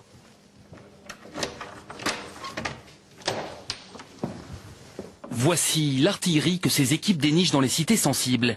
Des pistolets automatiques, un lance-roquettes et la nouvelle tendance, la Kalachnikov. Elle déferle des Balkans depuis les années 90 et aujourd'hui, Elle circule dans les banlieues pour à peine 1 000 €. Il y a effectivement des réseaux, des filières d'approvisionnement qu'on s'attelle à identifier et à éradiquer. Et il y a aussi surtout une demande très forte de la part de ces jeunes qui veulent le mythe de la Kalachnikov, avoir la possession du mythe de la Kalachnikov, comme ils ont pu le vivre en utilisant des jeux vidéo. Ils veulent le vivre maintenant, l'avoir en main pour l'utiliser sur les affaires à eux, qu'elles soient des affaires de braquage ou des affaires de règlement de compte.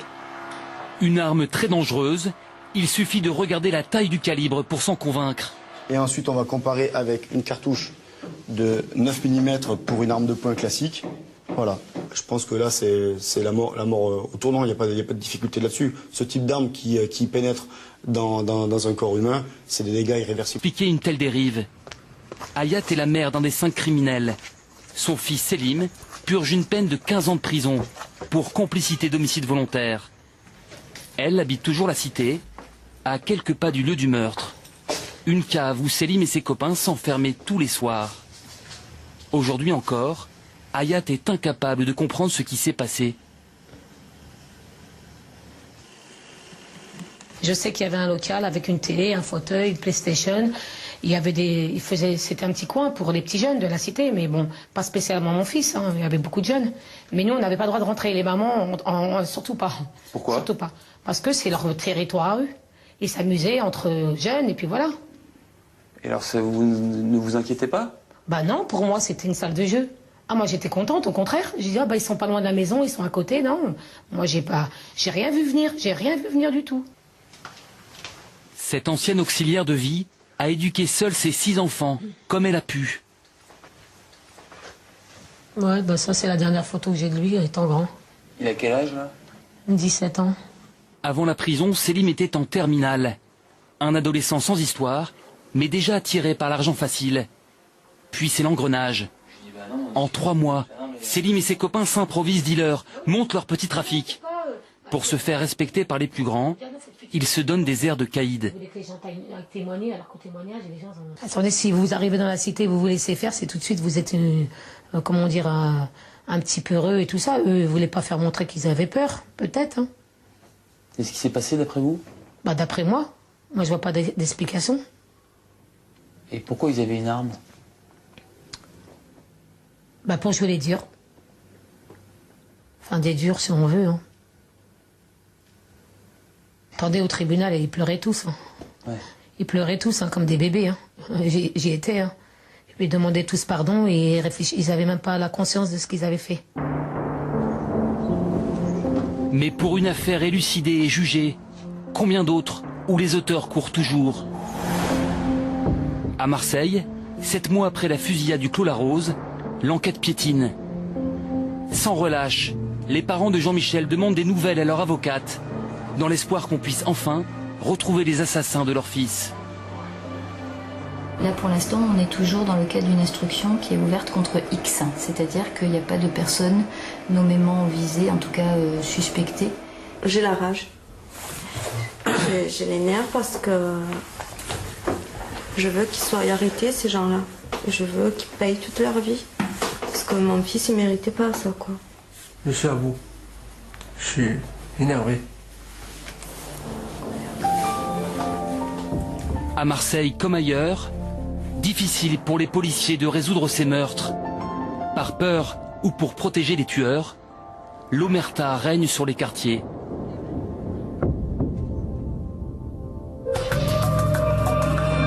Voilà, et nous voici dans un très beau décor avec vous, Bruno Mesrine, le fils de Jacques Mesrine. Et là, on est à l'écluse des Récollets, pardon, sur le canal Saint-Martin. Je remercie d'ailleurs les canaux de Paris qui nous laissent être là à cette heure-ci.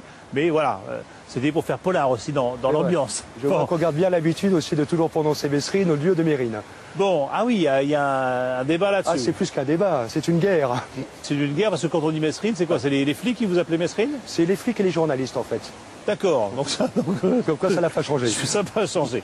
Votre père, vous ne l'avez pas connu parce que vous avez été élevé par votre grand-mère, je crois. Oui, par sa mère, oui. Et en fait, oui, par sa mère, et c'est à l'âge de 8 ans que vous l'avez découvert. Oui. En prison. au parloir. Qu'est-ce que ça fait quand on a 8 ans d'aller voir son père? Déjà, ce qui m'a impressionné, c'est l'escorte des gardiens. J'ai été escorté par 6 à 7 gardiens pour un seul petit bout de chou comme moi ou comme ça. Alors déjà, j'étais très impressionné. Après, il y a la fouille. La fouille, c'est très spécial. La première fois, ça s'est, je dirais, correctement passé. Ça a été digne. Il y a eu d'autres fois où ça a été beaucoup moins digne, où on m'a mis à poil, etc., où c'était beaucoup moins sympathique. Un môme de 8 ou 9 ans? Oui, c'est ça les quartiers de sécurité.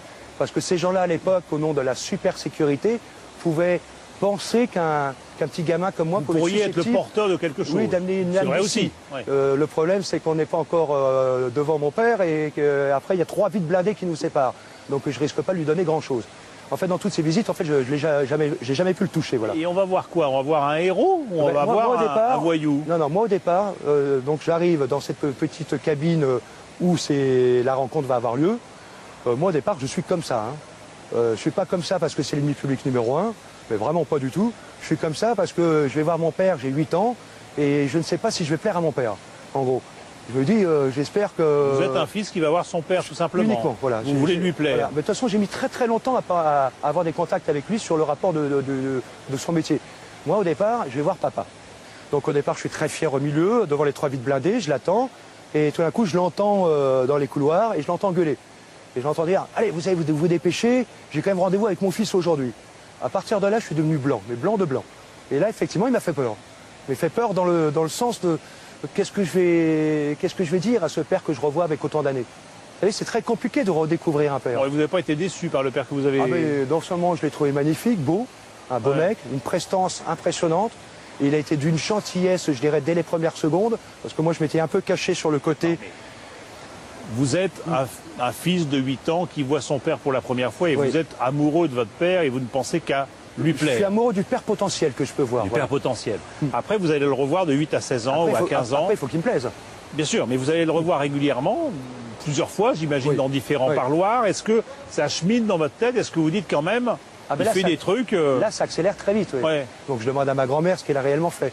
Ma grand-mère a toujours des phrases assez gentilles en disant, tu sais, ton père, il a fait beaucoup de choses, mais il n'a rien fait de mal, il n'a jamais fait de mal à quelqu'un. Voilà. Et vous lui en parlez à lui de ce métier de voyou? Et moi, pratiquement jamais, non. Jamais. Mais les questions sont énormes. Mais les questions sont tellement énormes que j'ose même pas le déranger sur ce genre de sujet. Lui, il n'arrête pas de me parler de ce que je fais à l'école, si je travaille bien, quel est mon... Mais il vous dit de ne pas tourner mal. Ah, mais il me dit surtout de bien travailler à l'école, d'être très sage avec ma grand-mère, d'avoir une bonne éducation, de ne pas faire de bêtises dans la vie, etc. Et moi, à partir de là, on parle que de choses, en fait, j'ai l'impression qu'à chaque parloir, je suis un peu son bol d'air, en fait, voilà. Je suis un espèce d'espace de liberté. Bon, alors, vous êtes quand même dans le civil. Quand vous n'êtes pas à la prison et au parloir, vous appelez Mérine. Pas toujours, oui. Vous appelez Mérine. Oui. On vous considère comment? On vous parle comment? Est-ce que vous êtes un peu idéalisé par les autres ou c'est très compliqué. Est-ce que c'est un nom dur à porter? Mon père avait la cote, en fait, dans le grand public. Mais pour moi, je n'ai pas vraiment, en plus, vécu vraiment comme ça. Parce que j'ai toutes les périodes où on ne savait pas qui j'étais. C'est-à-dire que j'avais 2 vies dans la même journée, en fait. Les journées où j'étais avec ma grand-mère ou mon voisinage, tout le monde savait qui j'étais. Là, c'est pas un gros souci parce que ces gens-là, la plupart avaient connu mon père étant jeune et apprécié. Alors qui, à l'école, on ne savait pas qui c'était? Qui vous étiez? Vous aviez un autre nom? À l'école, j'avais un autre nom, oui. Dans presque toutes les écoles.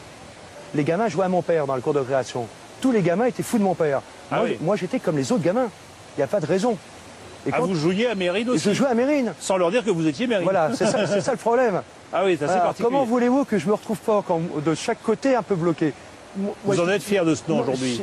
J'ai pas en abaron de toute façon déjà pour commencer, parce qu'il a peut-être totalement déconné sur l'éducation de ses enfants, sur de ne pas les avoir surveillés, de ne pas avoir été là en fait, de ne pas avoir été présent. Mais en attendant, voilà, il est resté dans l'histoire.